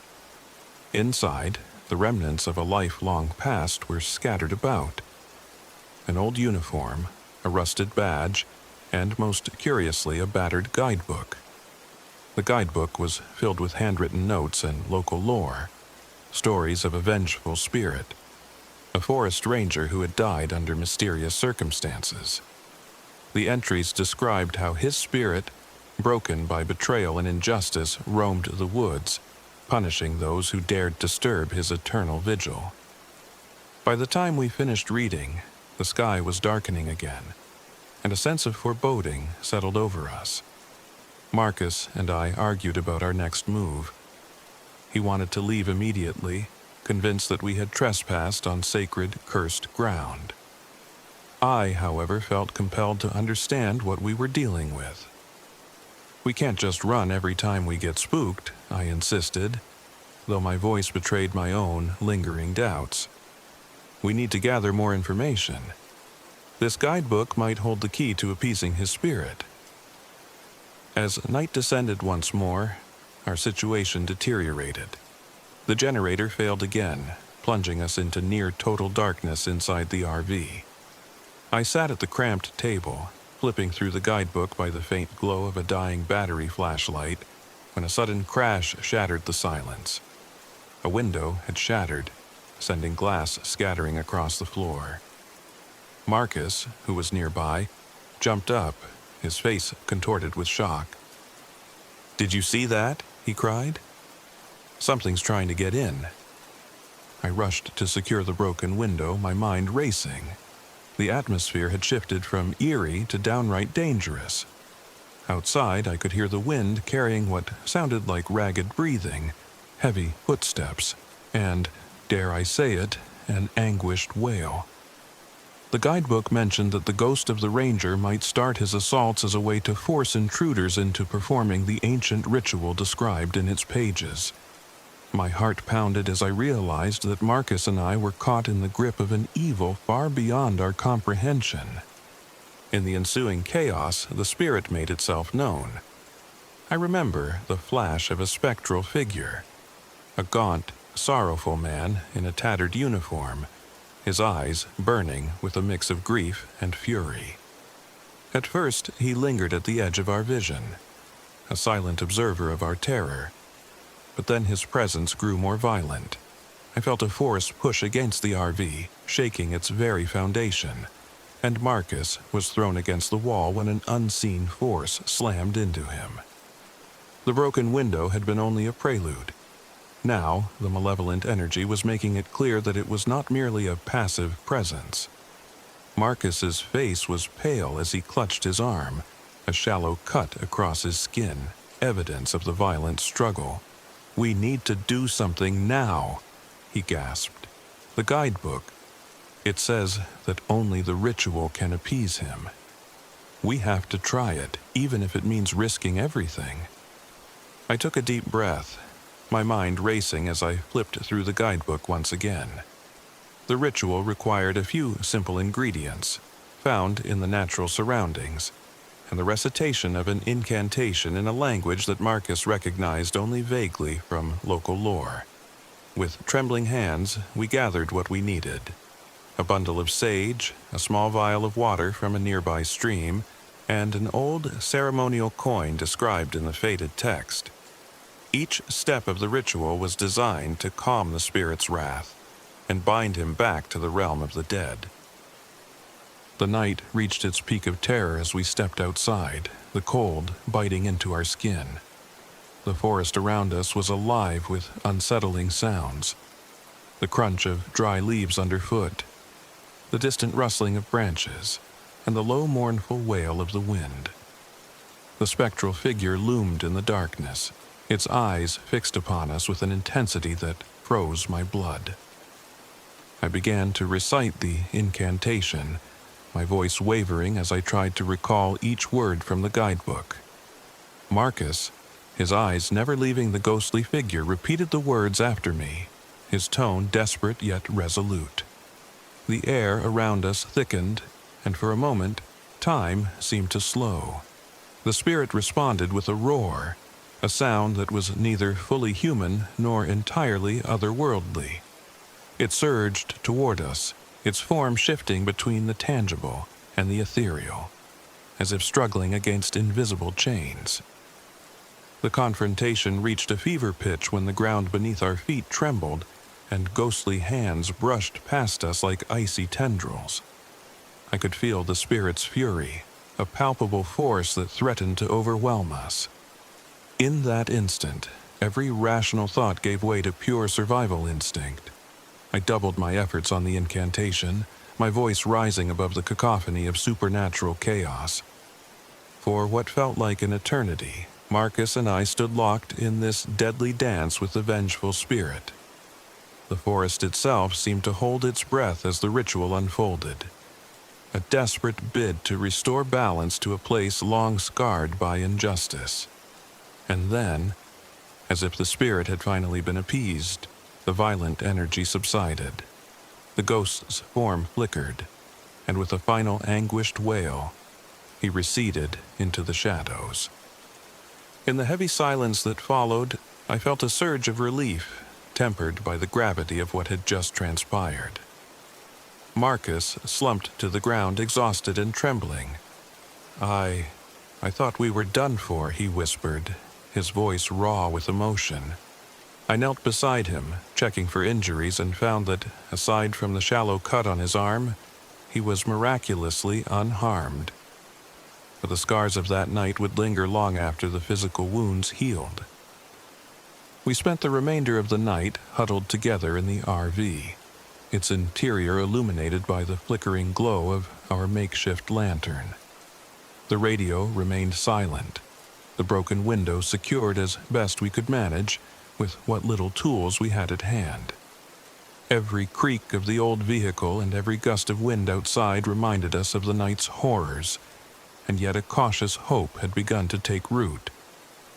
We had faced the terror and survived, at least for now.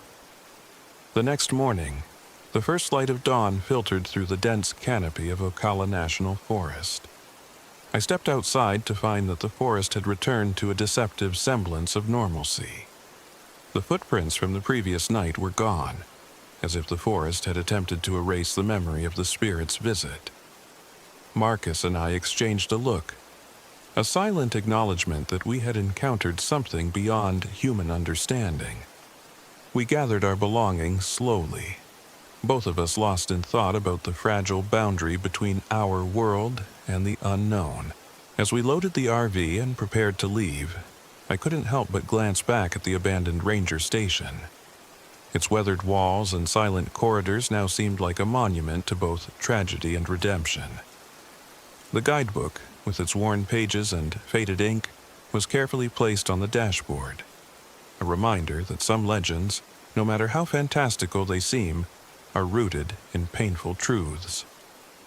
We would carry the memory of this night with us, a lesson in humility and the dangers of disturbing forces that lurk in the darkness. Driving away from that cursed clearing, I found solace in the gentle hum of the RV's engine. The journey back was filled with quiet introspection, punctuated by Marcus's occasional murmurs about the importance of respecting the past and the power of local lore. I, too, had learned something vital about the nature of fear. It is not merely an abstract emotion, but a force that can shape our reality in ways we never imagined. Over the following weeks, I struggled to put the experience behind me. Friends and colleagues dismissed it as a shared hallucination brought on by isolation and faulty equipment. But I knew what I had seen, heard, and felt in those shadowed woods. The ghost of the forest ranger had been all too real, and his tragic tale was etched into the very fabric of Ocala National Forest. In quiet moments, when I found myself alone with my thoughts, I would recall the way the spirit's eyes had burned with sorrow and rage, the desperate incantation that had pushed him back into the darkness, and the bittersweet relief that followed. I realized that the forest held secrets far deeper than I had ever suspected, secrets that were as old as the trees and as sorrowful as the wind that whispered through their leaves. Marcus and I eventually returned to our lives, forever changed by the encounter. While I resumed my routine with a renewed commitment to rationality, I carried with me an unshakable respect for the mysteries that defy explanation. Marcus, ever the sensitive soul, turned to studying local folklore more rigorously, determined to document the legends that had nearly claimed our lives. Even now, as I write these words in the safety of my home, I wonder if the forest still remembers that fateful night. I sometimes dream of a gaunt figure in a tattered uniform standing silently among the trees, his eyes full of despair and longing. And in those dreams, I understand that some spirits remain, not solely to punish but to remind us of the fragile balance between our world and the unseen forces that shape it. My encounter in the Ocala woods taught me that survival isn't merely about physical endurance. It's about confronting the darkness within and without. It's about acknowledging that even the most rational mind can be overwhelmed by the inexplicable, and that sometimes in the quiet isolation of nature, legends come alive to remind us that we are not the masters of our destiny. That summer, the line between myth and reality blurred under the oppressive canopy of ancient trees. The memory of that night serves as a constant reminder. When you venture into the wild places of our world, you do so at your own peril. And as I continue on with my life, I hold close the knowledge that there are forces beyond our control, forces that lie in wait, hidden among the shadows, ready to remind us that nature, with all its beauty, harbors secrets that are better left undisturbed. In the end, I learned that fear is not always the enemy. Sometimes it is the truth we must face, a truth that calls us to remember our place in the vast, mysterious tapestry of life. And though I strive to live by reason, I will never forget the whispers in the Ocala woods, or the lesson that survival sometimes means acknowledging the darkness that lives within the depths of our own hearts.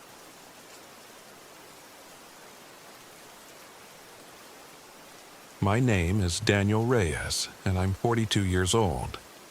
This all happened during a soul-searching trip to St. Mark's National Wildlife Refuge in Florida, a place where nature's beauty is as raw as it is enigmatic, and where ancient stories murmur through the cypress groves. I set out on this RV camping journey not only to document the changing environment for my next article, but also to confront a past filled with regret and loss. I was determined to find redemption in the silence of the swamp, even if that silence was soon to be shattered by secrets better left undisturbed. I've always been an introspective man, driven by a desire to uncover truths hidden in plain sight. As a former environmental journalist, I'd spent years chasing stories that few dared to tell. But the ghosts of my past, memories of failures and personal losses, haunted every step I took. I believed that by immersing myself in nature, I could reconnect with the world and perhaps, in some small way, reconcile with the mistakes that still burdened me. Arriving at a remote section of the refuge, I parked my aging RV on a muddy clearing framed by towering live oaks and Spanish moss.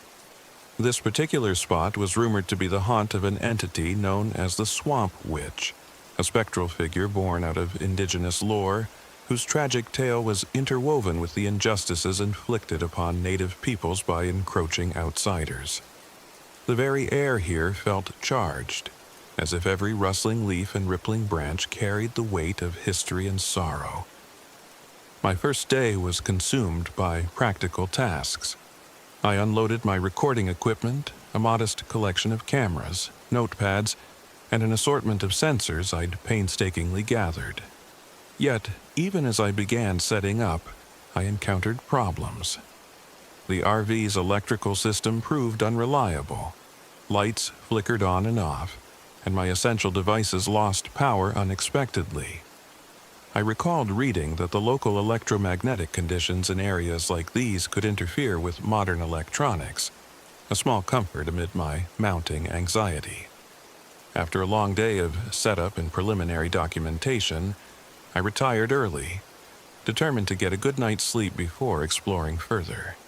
But sleep was elusive. I lay awake in the cramped bunk, listening to the chorus of nocturnal creatures and the distant calls of wild birds, when the RV's radio, my sole connection to the outside world, sputtered to life. At first, it was nothing more than static, but soon, faint, sorrowful voices emerged, whispering indistinct phrases in a language I couldn't place. I pressed my ear to the speaker, my pulse quickening as I strained to understand the murmurs. They sounded as if they were pleading, as if they carried the weight of centuries of despair. I scribbled down the sounds in my notebook, determined to research them later, even as a gnawing fear took root. The following morning, I stepped outside with a sense of both determination and trepidation. The swamp was drenched in the soft light of dawn, and I couldn't help but notice odd symbols carved into the bark of several trees. The markings merged Native American iconography with strange, arcane signs that I'd only ever seen in the margins of old anthropology texts. My heart pounded as I traced one of the carvings with a gloved finger. They were deliberate, as if part of a ritual or warning. I also discovered a series of peculiar footprints circling the perimeter of my RV. Prints that were too large to belong to any common local animal, and arranged in a pattern that defied randomness. Each clue deepened the mystery, urging me to venture further into the refuge's darker corners. Despite my growing unease, I resolved to document everything. With my notepad in hand and a voice recorder tucked into my jacket, I set off along a narrow, overgrown trail. The swamp's humid air clung to me, and the smell of decaying vegetation mixed with the sharp tang of brackish water. Every step was a reminder that I was far removed from the comforts of civilization, and that I was entirely at the mercy of this primeval landscape. As dusk approached, the forest seemed to come alive with a different energy. The gentle murmur of water gave way to an eerie symphony. The distant creak of tree limbs, the rustling of unseen creatures in the underbrush, and again, that soft, sorrowful chorus emanating from my radio. I set up camp near a small creek that glowed faintly under the dying light. The water's surface shimmered with an otherworldly luminescence that sent shivers down my spine, as though the creek itself was infused with a strange, spectral energy. That night, as I sat by a makeshift fire outside the RV, memories of my past, mistakes, regrets, losses, swirled in my mind. In the flickering light, the shadows of the trees danced like ancient specters, and I found myself murmuring the names of those I had lost. It was then that I caught a glimpse of a figure among the trees. At first, I thought it was a trick of the light, a shape conjured by my imagination. But as the figure drew nearer, I realized it was a woman draped in tattered garments, her eyes filled with an inexplicable sorrow. She moved slowly, almost as if weighed down by an unseen burden, and when she passed, the night seemed to hold its breath. I called out to her, but she vanished into the darkness, leaving only the faint echo of a lament in her wake. Haunted by the vision, I returned to the RV with trembling hands. My equipment continued to malfunction.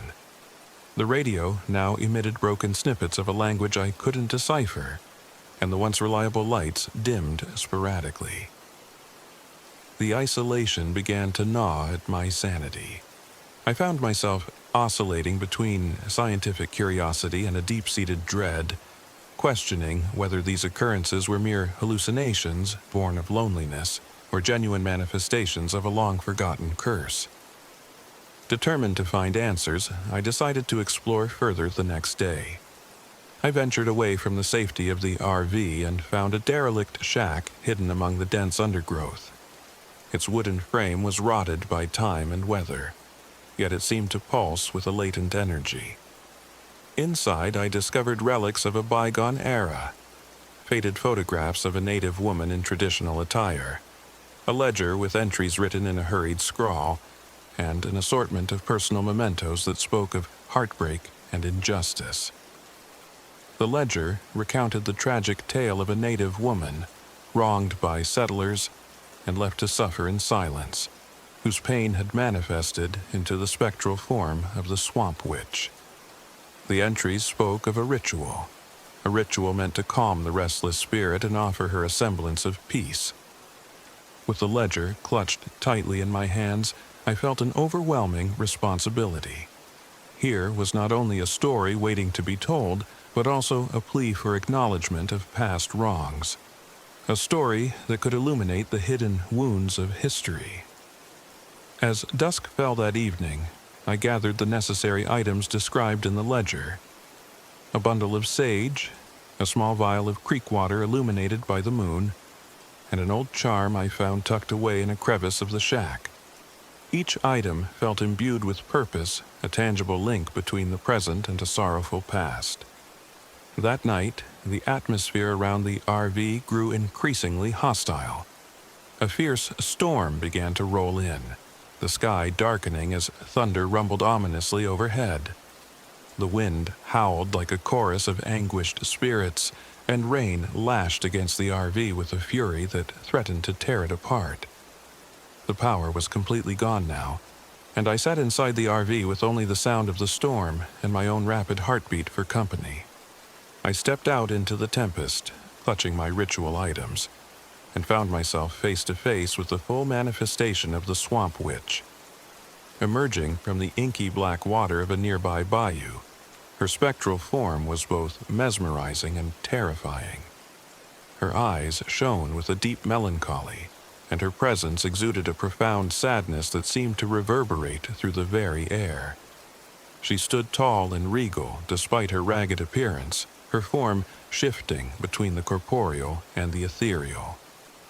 In that moment, I understood that she was not merely a malevolent spirit, but a wounded soul seeking recognition and release from her eternal torment.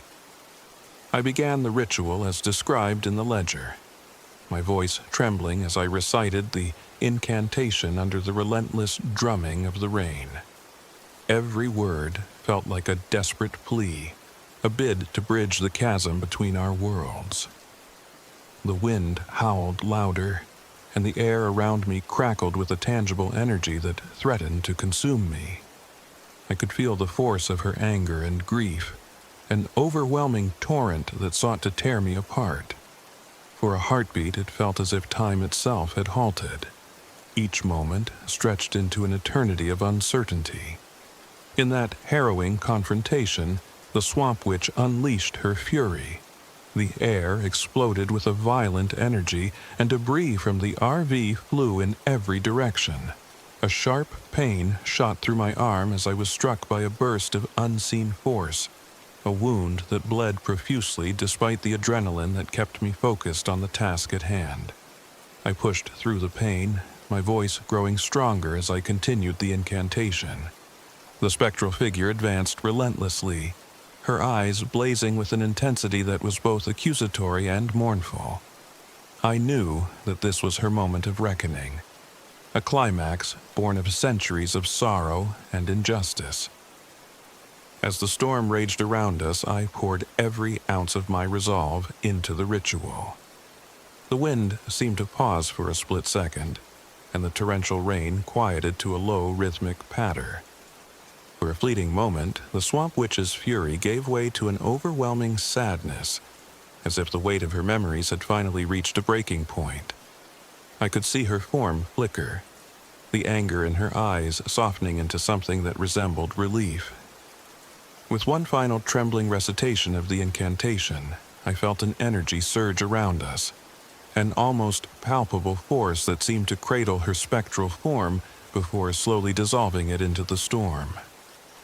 When the chaos subsided, I stood alone in the drenched clearing, the only sound the gentle drip of rainwater from the leaves overhead. My arm throbbed with pain, a stark reminder of the encounter, but the immediate threat had passed. The spectral presence had receded into the mists of the bayou, leaving behind an eerie calm that was both unsettling and strangely peaceful.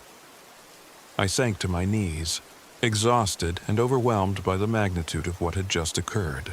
A battle not just with a supernatural entity, but with the deeply entrenched scars of history and personal loss. In the hours that followed, as the storm gradually gave way to a tentative dawn, I made my way back to the RV. The night's ordeal had left me battered in more ways than one, yet I also felt a profound clarity emerging from the darkness. I took time to document every detail in my notepad, the whispered voices on the radio, the strange symbols on the trees, the heart-wrenching eyes of the swamp witch, and the ritual that had, if only for a moment, allowed her to find solace. I knew that this story was not merely about a ghost or an ancient curse. It was a testament to the enduring pain of those who had been wronged and the possibility of redemption even in the most unlikely of places. Over the following days, I remained at the refuge, gathering more evidence and interviewing a few local residents who still remembered the old legends. Their stories, though tinged with the melancholy of bygone eras, echoed the sorrow I had witnessed firsthand. They spoke of the swamp witch not as a demon to be feared, but as a symbol of the injustices that had long been buried under layers of time and neglect. I listened, absorbing each tale with a mix of empathy and determination, knowing that my own journey was inextricably linked to theirs. When it was finally time to pack up and leave, I felt both relief and a lingering melancholy. The RV's faulty electrical system and the broken radio were minor inconveniences compared to the profound encounter I had experienced. I drove away slowly, the road unwinding before me like a promise of new beginnings. Yet the memory of the swamp's spectral sorrow stayed with me. I knew that my life had changed in that remote, haunted corner of St. Mark's National Wildlife Refuge. The experience had forced me to confront not only the supernatural, but also the wounds of my own past, blending my personal tragedy with the collective sorrow of a people long forgotten. As I continued my journey back to civilization, I revisited the ledger and my recordings. Each piece of evidence was a reminder that nature held more than just beauty. It held memories, voices, and spirits crying out for recognition. I resolved to share my story, not as a tale of terror alone, but as a narrative of healing and reconciliation. In the quiet solitude of my RV, as the miles slipped by under a changing sky, I promised myself that I would honor the memory of the swamp witch and the legacy of those who suffered in silence. Now, whenever I find myself alone, I recall that fateful night in the bayou. The storm, the whispered incantations, and the spectral figure who, with eyes full of sorrow, seemed to beg for understanding. I know that the wilderness is alive with echoes of the past, and that sometimes the most profound encounters occur when we dare to face our deepest fears. My journey taught me that redemption is not found in escaping the pain of our history, but in embracing it, learning from it, and allowing it to shape us into wiser, more compassionate souls. That night in the swamp, Amid the relentless fury of nature and the echo of lost voices, I discovered that healing comes in many forms. The ritual may have pacified the swamp witch, if only temporarily, but it also opened a door to a deeper understanding of the interplay between nature, history, and the human spirit. As I write these words, safe in the familiarity of my home, I remain forever changed by that encounter. I carry with me not only the scars of that night, but also the enduring lesson that the wilderness, in all its haunting beauty, offers us both the pain of the past and the promise of a renewed future. My journey through St. Mark's National Wildlife Refuge was a descent into the heart of darkness, a confrontation with the raw emotions and injustices that time had tried to bury. It was a journey that forced me to face my own inner demons, to reconcile the loss and regret that had long plagued me, and to acknowledge the powerful, unspoken bond between the land and its people. In the silent, spectral hours of that stormy night, I found not just a ghost, but a mirror reflecting the sorrow of history and the hope of redemption. And so, as I continue my work as a journalist and as a man striving for personal reconciliation, I remain ever mindful of the voices that echo in the darkness and the shadows that move silently among the trees.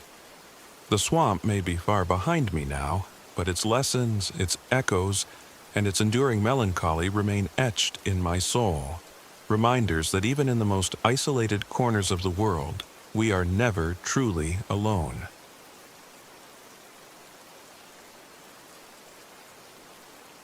My name is Megan Carter. I'm 32 years old, and this happened last autumn in the depths of Ocala National Forest, a place whose beauty belies the sinister secrets hidden within its ancient trees. My husband, Mark, and I had planned this RV camping trip for months, hoping it would mend the frayed edges of our relationship and offer a much-needed escape from the chaos of our everyday lives. We were joined by two of our closest friends, Jamal Rodriguez, whose adventurous spirit often bordered on recklessness, and Sarah Thompson, a sensitive soul whose intuition about nature and the supernatural was as uncanny as it was unnerving. We left behind the bustle of North Florida's urban sprawl, our hopes high and our spirits eager for a weekend of peace and reconnection. Our trusty RV, though a bit older and temperamental, had carried us through countless journeys before. But as soon as we set foot in the shadowed grandeur of Ocala National Forest, it felt as if the very air had shifted, a silent warning that something was amiss. The first sign was subtle. On our arrival, while unloading our gear near a secluded clearing, Sarah paused, staring at a weathered oak tree with a furrowed brow. "Do you see these markings?" she asked, in a hushed tone, pointing to strange symbols etched into the bark. They were not the random scratches of time, but deliberate, almost ritualistic carvings. I shivered, unsure if it was the chill in the air or something more sinister. That night, after a hurried dinner cooked on our portable stove, the forest seemed to come alive with an unearthly rhythm. The steady drumming of rain on the RV's roof was accompanied by a distant, haunting beat, a drum that echoed irregularly through the trees. Mark's anxiety was palpable as he fumbled with the old, unreliable GPS, which insisted on showing static rather than a clear path. Jamal joked weakly about ghost stories, but his forced laughter did nothing to ease the tension. Sleep was a scarce luxury. I remember waking in the dead of night, Mark's soft mutterings beside me, and the unmistakable sound of footsteps outside our RV. I crept to the window and caught a glimpse of something moving just beyond the dim circle of our emergency light. A fleeting silhouette, its movements too deliberate to be merely the wind rustling the leaves. My heart hammered in my chest as I pulled the curtains shut, trying to convince myself that it was just an animal or the tricks of a sleep-deprived mind. The next morning, the RV's generator sputtered and died during our drive to a better spot deeper in the forest. We were forced to pull over on a muddy trail, and Mark's frustration turned to outright panic. "We're stranded," he kept repeating, his voice trembling as he attempted futile fixes. Jamal's usual bravado faltered as he muttered about the unreliability of our equipment, while Sarah silently observed the gloomy horizon with a look that suggested she knew more than she was saying. Despite the setbacks, we decided to press on. The destination was an old campsite near a clearing where local legends claimed ancient rituals had once been performed. We hoped that by reaching this site, we might find some answers to the mysterious carvings and eerie drumbeats that had haunted us the previous night. As we trudged along the trail, the forest seemed to close in around us. The heavy autumn rains had turned the path into a slick, muddy quagmire that tested our resolve with every step. Group tension simmered beneath the surface.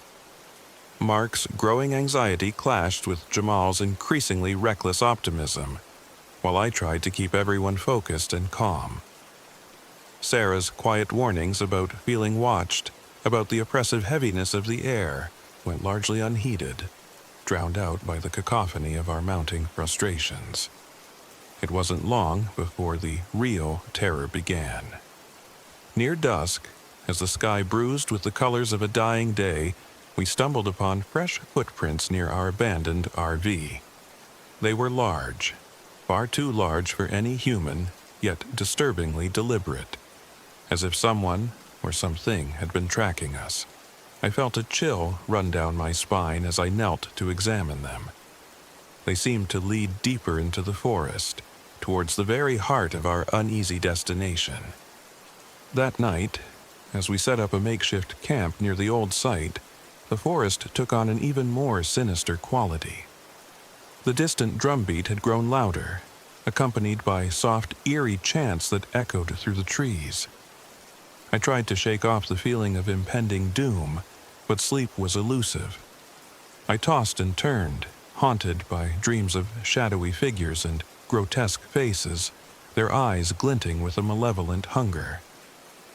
It was during one of these sleepless hours that I awoke to a muffled thud at the door of our makeshift shelter.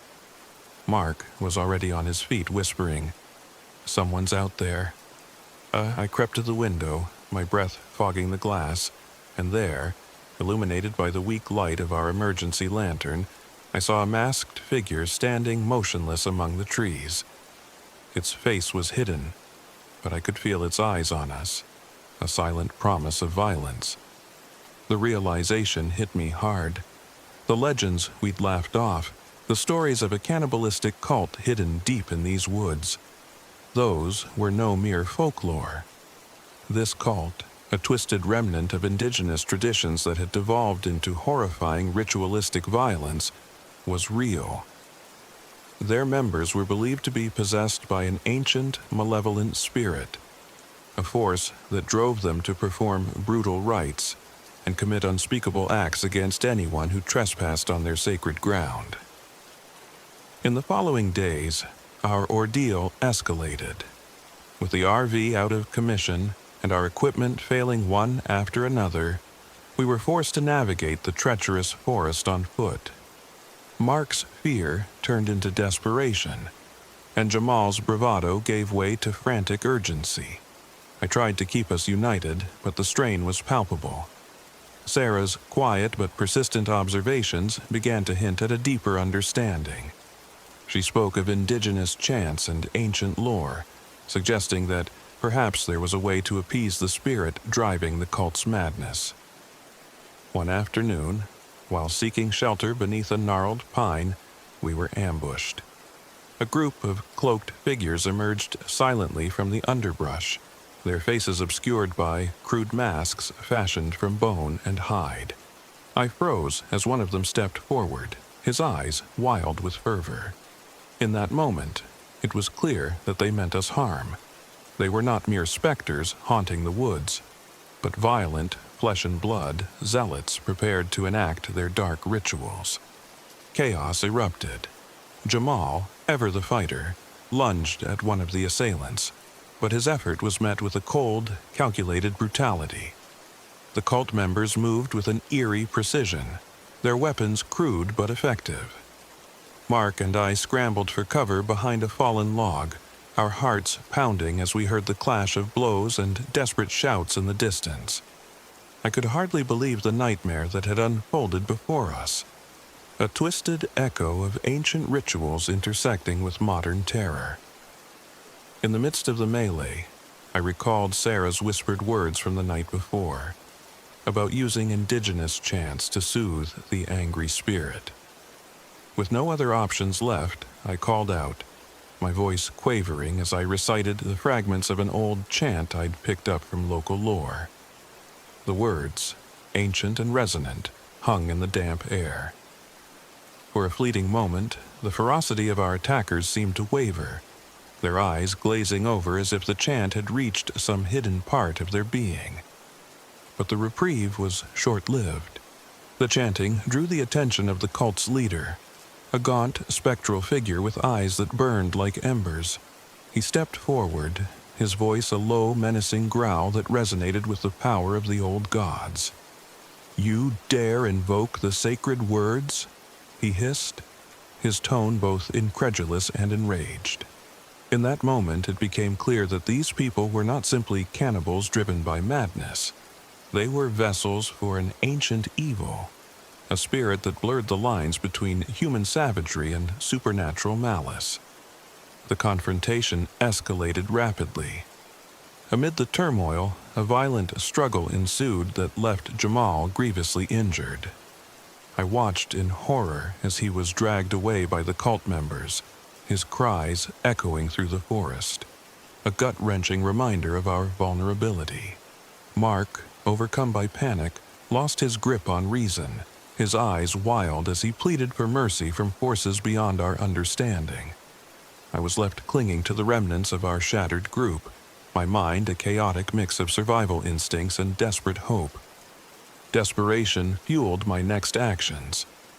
I gathered what little first aid we had and, despite my own trembling hands, tended to Jamal's wounds as best as I could. The sound of chanting, now unmistakably closer, filled the air, as if the forest itself were mourning our fate. I knew that hiding wouldn't be enough. I had to find a way to break the cycle of violence, to challenge the ancient spirit that possessed these people and demanded sacrifice. In a moment of clarity, I realized that the legends spoke not only of terror but of redemption, a way to appease the vengeful spirit through a counter-ritual. Sarah had mentioned it in hushed tones during one of our long, sleepless nights, but now the memory of her words resonated with desperate urgency. With Mark's reluctant assistance, we scavenged through the remnants of our broken equipment, gathering items that could serve as makeshift tools for our plan. We returned to the clearing where the mysterious carvings on the trees had first been noted. The symbols, now bathed in the sickly light of dawn, seemed to pulsate with an otherworldly energy. I took a deep breath and began to recite the counter-ritual, my voice echoing off the bark of the ancient trees.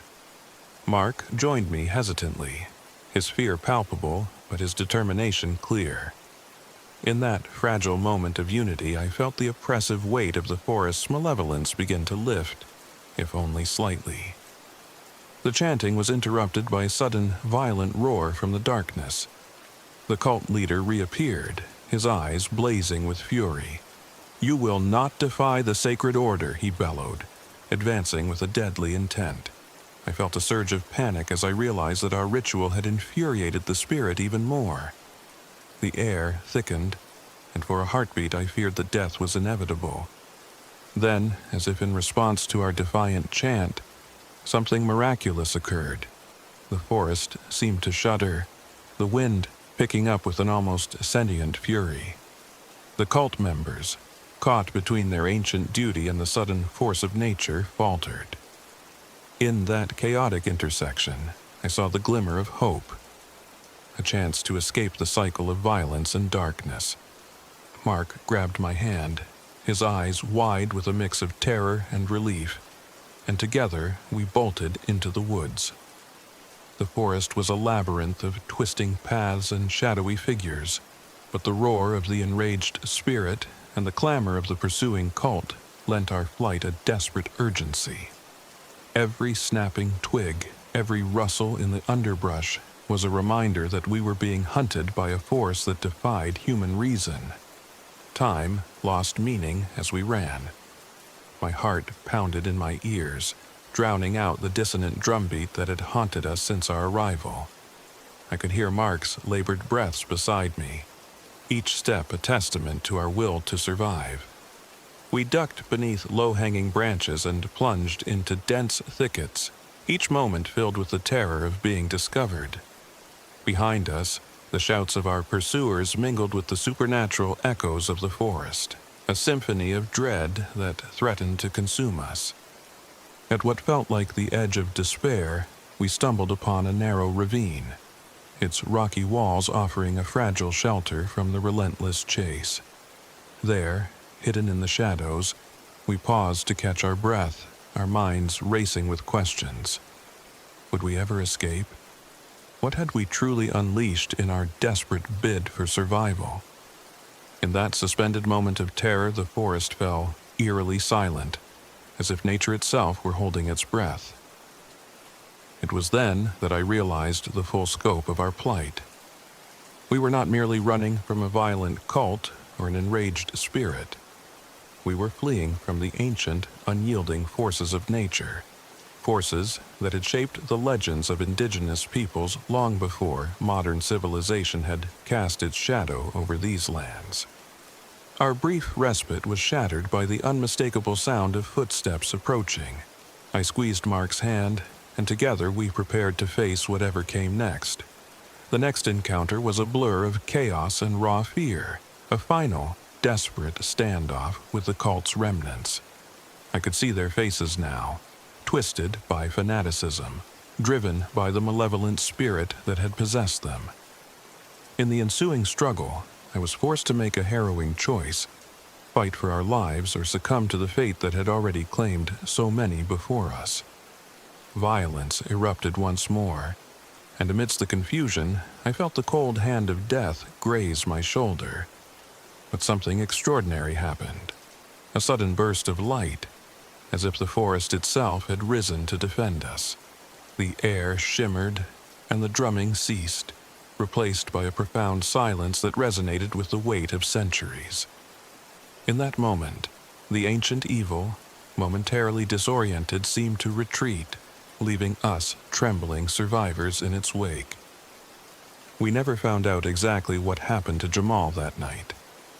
One moment he was with us, the next he was gone, dragged into the darkness by those who still obeyed the old, twisted rituals.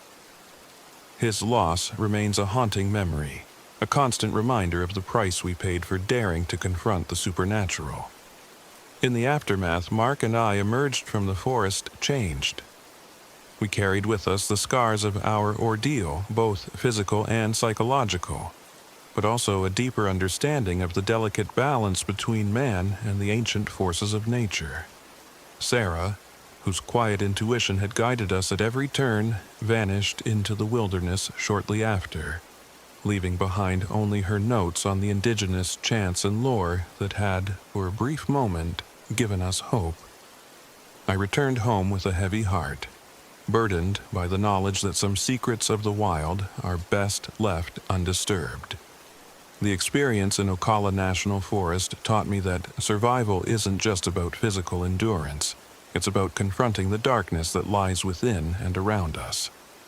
It's about the fragile alliances formed in the face of overwhelming terror and the sacrifices we make when the world, as we know it, unravels into chaos.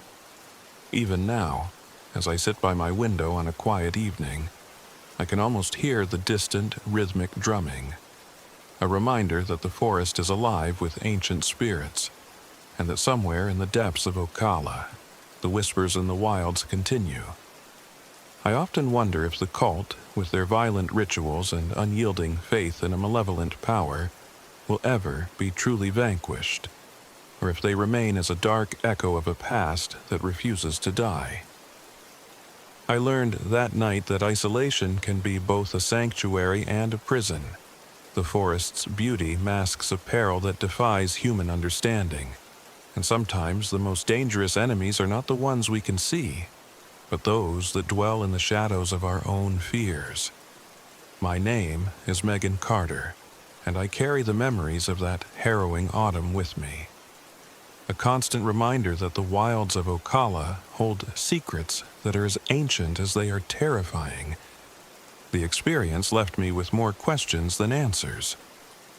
Was the ancient spirit a mere manifestation of indigenous folklore twisted by modern desperation, or a genuine force of nature beyond our control? Did our defiant chant truly pacify it, or merely delay its inevitable return? And above all, can one ever truly escape the haunting call of the wild when it has already claimed a piece of your soul?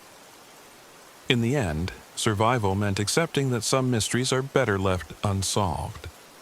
I continue to live with the knowledge that in the heart of nature, there exists a boundary between our understanding and the realm of the supernatural. A boundary that, once crossed, can change you forever.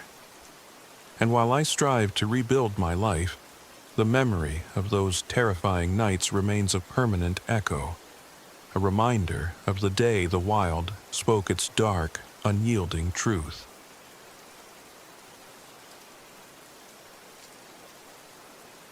My name is David Monroe. I'm 45 years old, and this happened last spring at Wakula Springs State Park in Florida. A time and place where humid mists and dense swamplands became the backdrop for confronting the ghosts of my past. I'd been driving my aging RV for weeks, its rattling engine and flickering lights mirroring the turmoil inside me. Recently divorced and estranged from those I once held dear, I craved solitude, a chance to escape the overwhelming memories that had long haunted me. I hoped that in the quiet, unyielding isolation of the swamp, I could finally find some measure of solace and perhaps even forgiveness for my own mistakes. The journey began with small mishaps that I chalked up to my luck. The RV, a stubborn relic that had seen better days, started sputtering on the freeway. A failing power system left me scrambling for a solution in the middle of nowhere. My cell phone showed nothing but static, and the GPS, usually a reliable companion, now offered only blurred images of roads and swamps. Despite these setbacks, I pushed on, driven by the desperate hope that Wakula Springs held the answers to my inner demons. Arriving at the park, I set up camp on a secluded lot on the edge of the wilderness. The site was surrounded by ancient cypress trees draped in Spanish moss, their limbs twisting like silent sentinels in the humid air. At first, the solitude was comforting, a balm for my battered spirit. I spent the early hours of the morning tending to the RV, making do with makeshift repairs, while the soft murmur of the swamp lulled me into a fragile sense of peace. But as twilight approached on my second day, that peace began to shatter. While walking along a narrow trail near my campsite, I came across an abandoned campsite. Tattered tents lay in disarray, and scattered belongings were strewn about, a stark reminder of lives once lived here. Among the relics, I discovered a small, rusted locket. Its delicate design and the faint engraving on its surface struck me with an inexplicable melancholy, as though it were a memento from a time when innocence still lingered in these parts. I tucked it into my pocket without a clear idea of its significance, unaware that it would soon serve as a silent beacon for the supernatural. That very night, as darkness blanketed the swamp, I sat alone by a dying campfire. The air was heavy and still, the silence punctuated only by the occasional rustle of unseen creatures in the undergrowth. Then I heard it, a soft giggle, barely audible above the night's chorus. It was as if a child's laughter floated on the humid breeze, innocent yet tinged with sorrow. I dismissed it at first as the trick of my tired mind, but as the sound repeated over and over, my skin crawled with an eerie sense of recognition. Lying in my bunk that night, sleep proved elusive. I lay awake listening to the chorus of nocturnal creatures, each sound magnified by the isolation. I began to sense that I was not alone. Shadows seemed to shift just at the periphery of my vision, and every so often I would glimpse a small figure darting between the trees. In the early hours of the morning, I awoke with the unmistakable feeling that something was watching me, a presence both delicate and desperate. Over the next couple of days, the supernatural hints grew more insistent. I started to notice that the locket I had found would sometimes be missing from my pocket, only to reappear on my bedside table, as if placed there by an unseen hand. At dawn, a faint imprint of a child's handprint was visible on the dew-covered glass of the RV's window. One afternoon, while exploring a narrow boardwalk along a murky waterway, I saw the fleeting figure of a child in a tattered dress standing by the edge, her eyes downcast, as if burdened by an unspoken sorrow. I called out to her, but she vanished behind a veil of mist before I could approach. These subtle encounters stirred something deep within me. I'd come to these swamps to escape my past, but now I was forced to confront it head-on. The child, with her ghostly presence, became an unyielding symbol of the innocence I'd lost, of the mistakes I couldn't forget. Her silent beckoning led me, almost against my will, deeper into the heart of the park, where the mists grew thicker and the air pulsed with a melancholic energy. Late one humid afternoon, I found myself drawn to a dilapidated chapel hidden away amid overgrown foliage. Its weathered stone walls and broken stained-glass windows suggested it had long been abandoned, a relic of bygone days when the swamp was both a sanctuary and a place of mourning.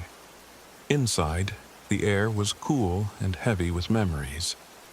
Faded inscriptions on the walls hinted at prayers and rituals once offered in desperate hope. I couldn't shake the feeling that this was the shrine the local legends had spoken of, a sacred place where a tragedy had unfolded, leaving behind a lingering spirit of loss.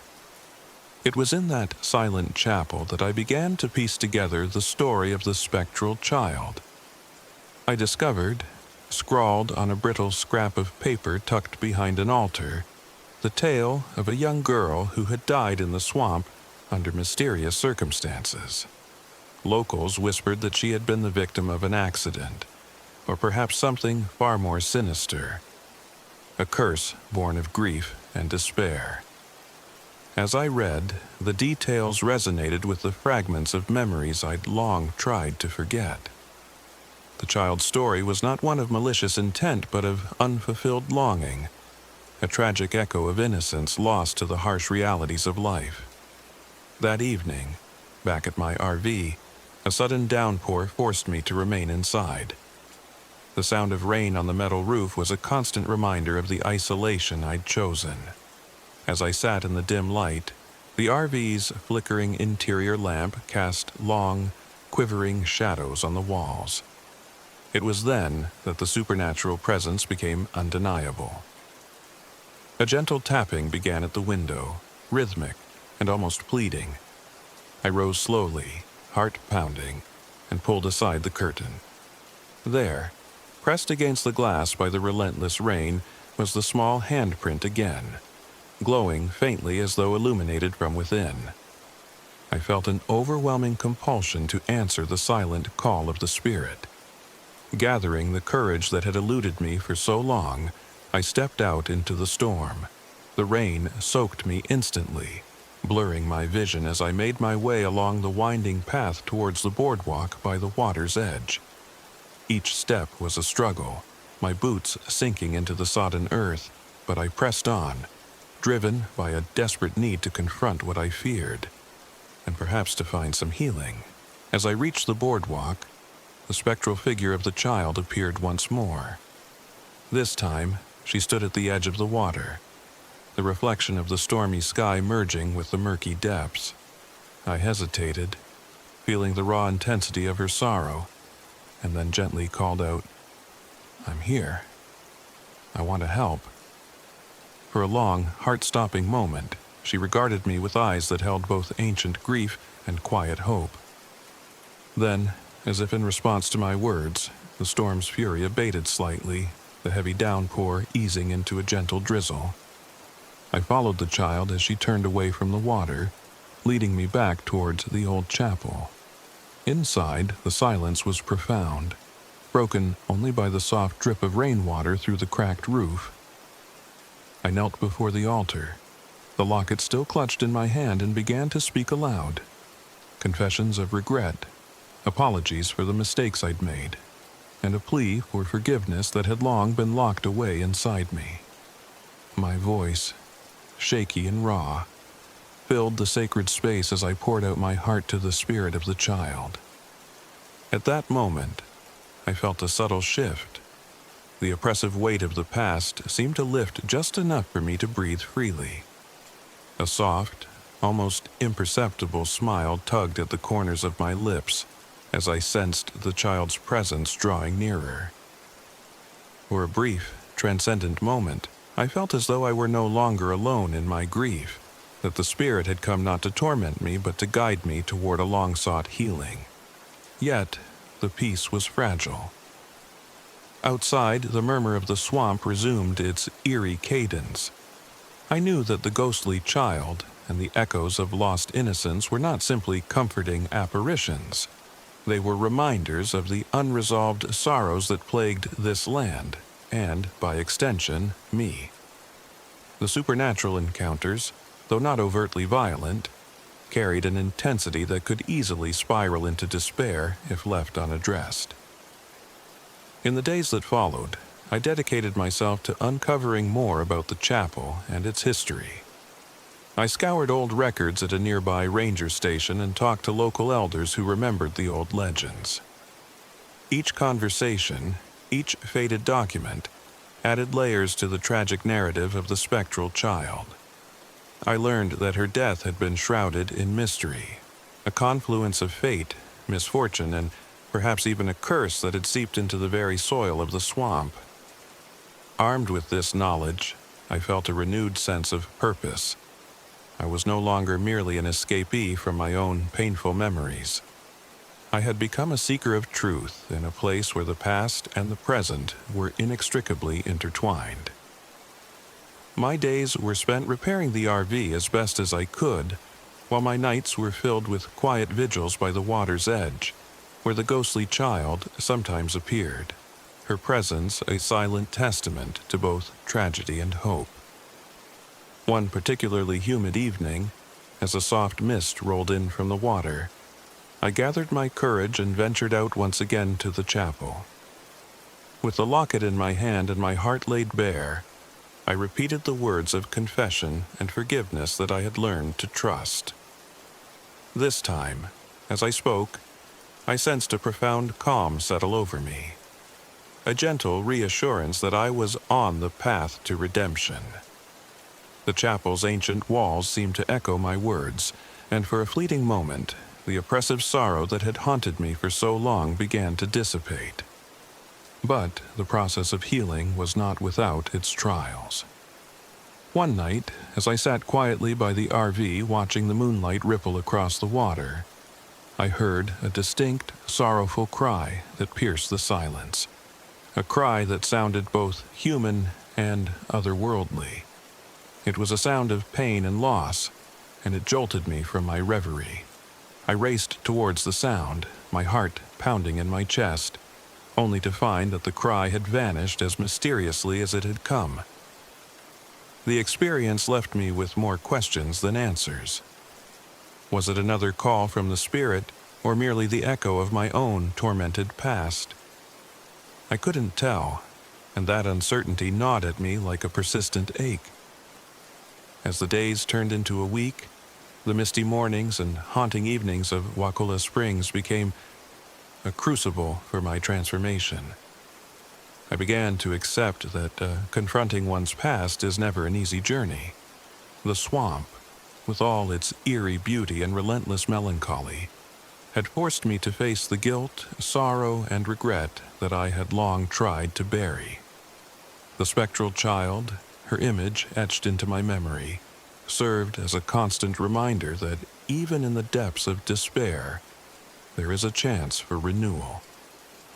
On the final morning of my stay, I prepared to leave the campsite. The RV, though still temperamental, had been coaxed back to life by days of tinkering and quiet perseverance.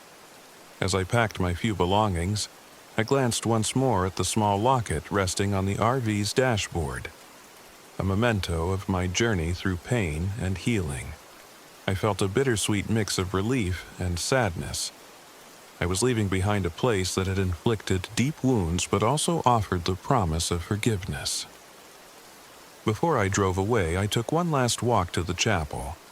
In the soft light of dawn, the old building stood as a solemn witness to the passage of time, its walls imbued with the echoes of countless whispered confessions and prayers. I pressed my hand against the cool stone and said, "Thank you." In that simple moment, I felt the weight of my past lift ever so slightly. I wasn't sure if the ghostly child would ever fully disappear, but I had come to understand that healing is not about erasing the past. It's about learning to live with it, finding beauty and hope amid the scars. Driving away from Wakula Springs, the mist gradually receded, revealing a landscape both familiar and forever changed by my experience. I knew that I would carry the memories of this journey with me always, the soft giggles in the night, the spectral handprints, and the quiet, unwavering presence of a child who symbolized all that I had lost and all that I hoped to regain. The RV's engine hummed steadily as I merged back onto the highway, and for the first time in years I felt a glimmer of optimism about the future. The swamp had taught me that sometimes the most profound transformations come from confronting the deepest parts of oneself. It had shown me that the past, no matter how painful, need not dictate the future. With every mile I put between myself and Wakula Springs, I carried with me a sense of acceptance, a cautious optimism that even the most haunted of places can be the cradle of renewal. This journey, filled with quiet terror and introspective solitude, has forever altered the contours of my soul. I now know that the whispers of the past can be both a burden and a guide, urging us to face our darkest memories so that we may emerge into the light. My name is David Monroe, and though the ghosts of Wakula Springs may still wander in the mists, I have learned to find peace amidst their echoes.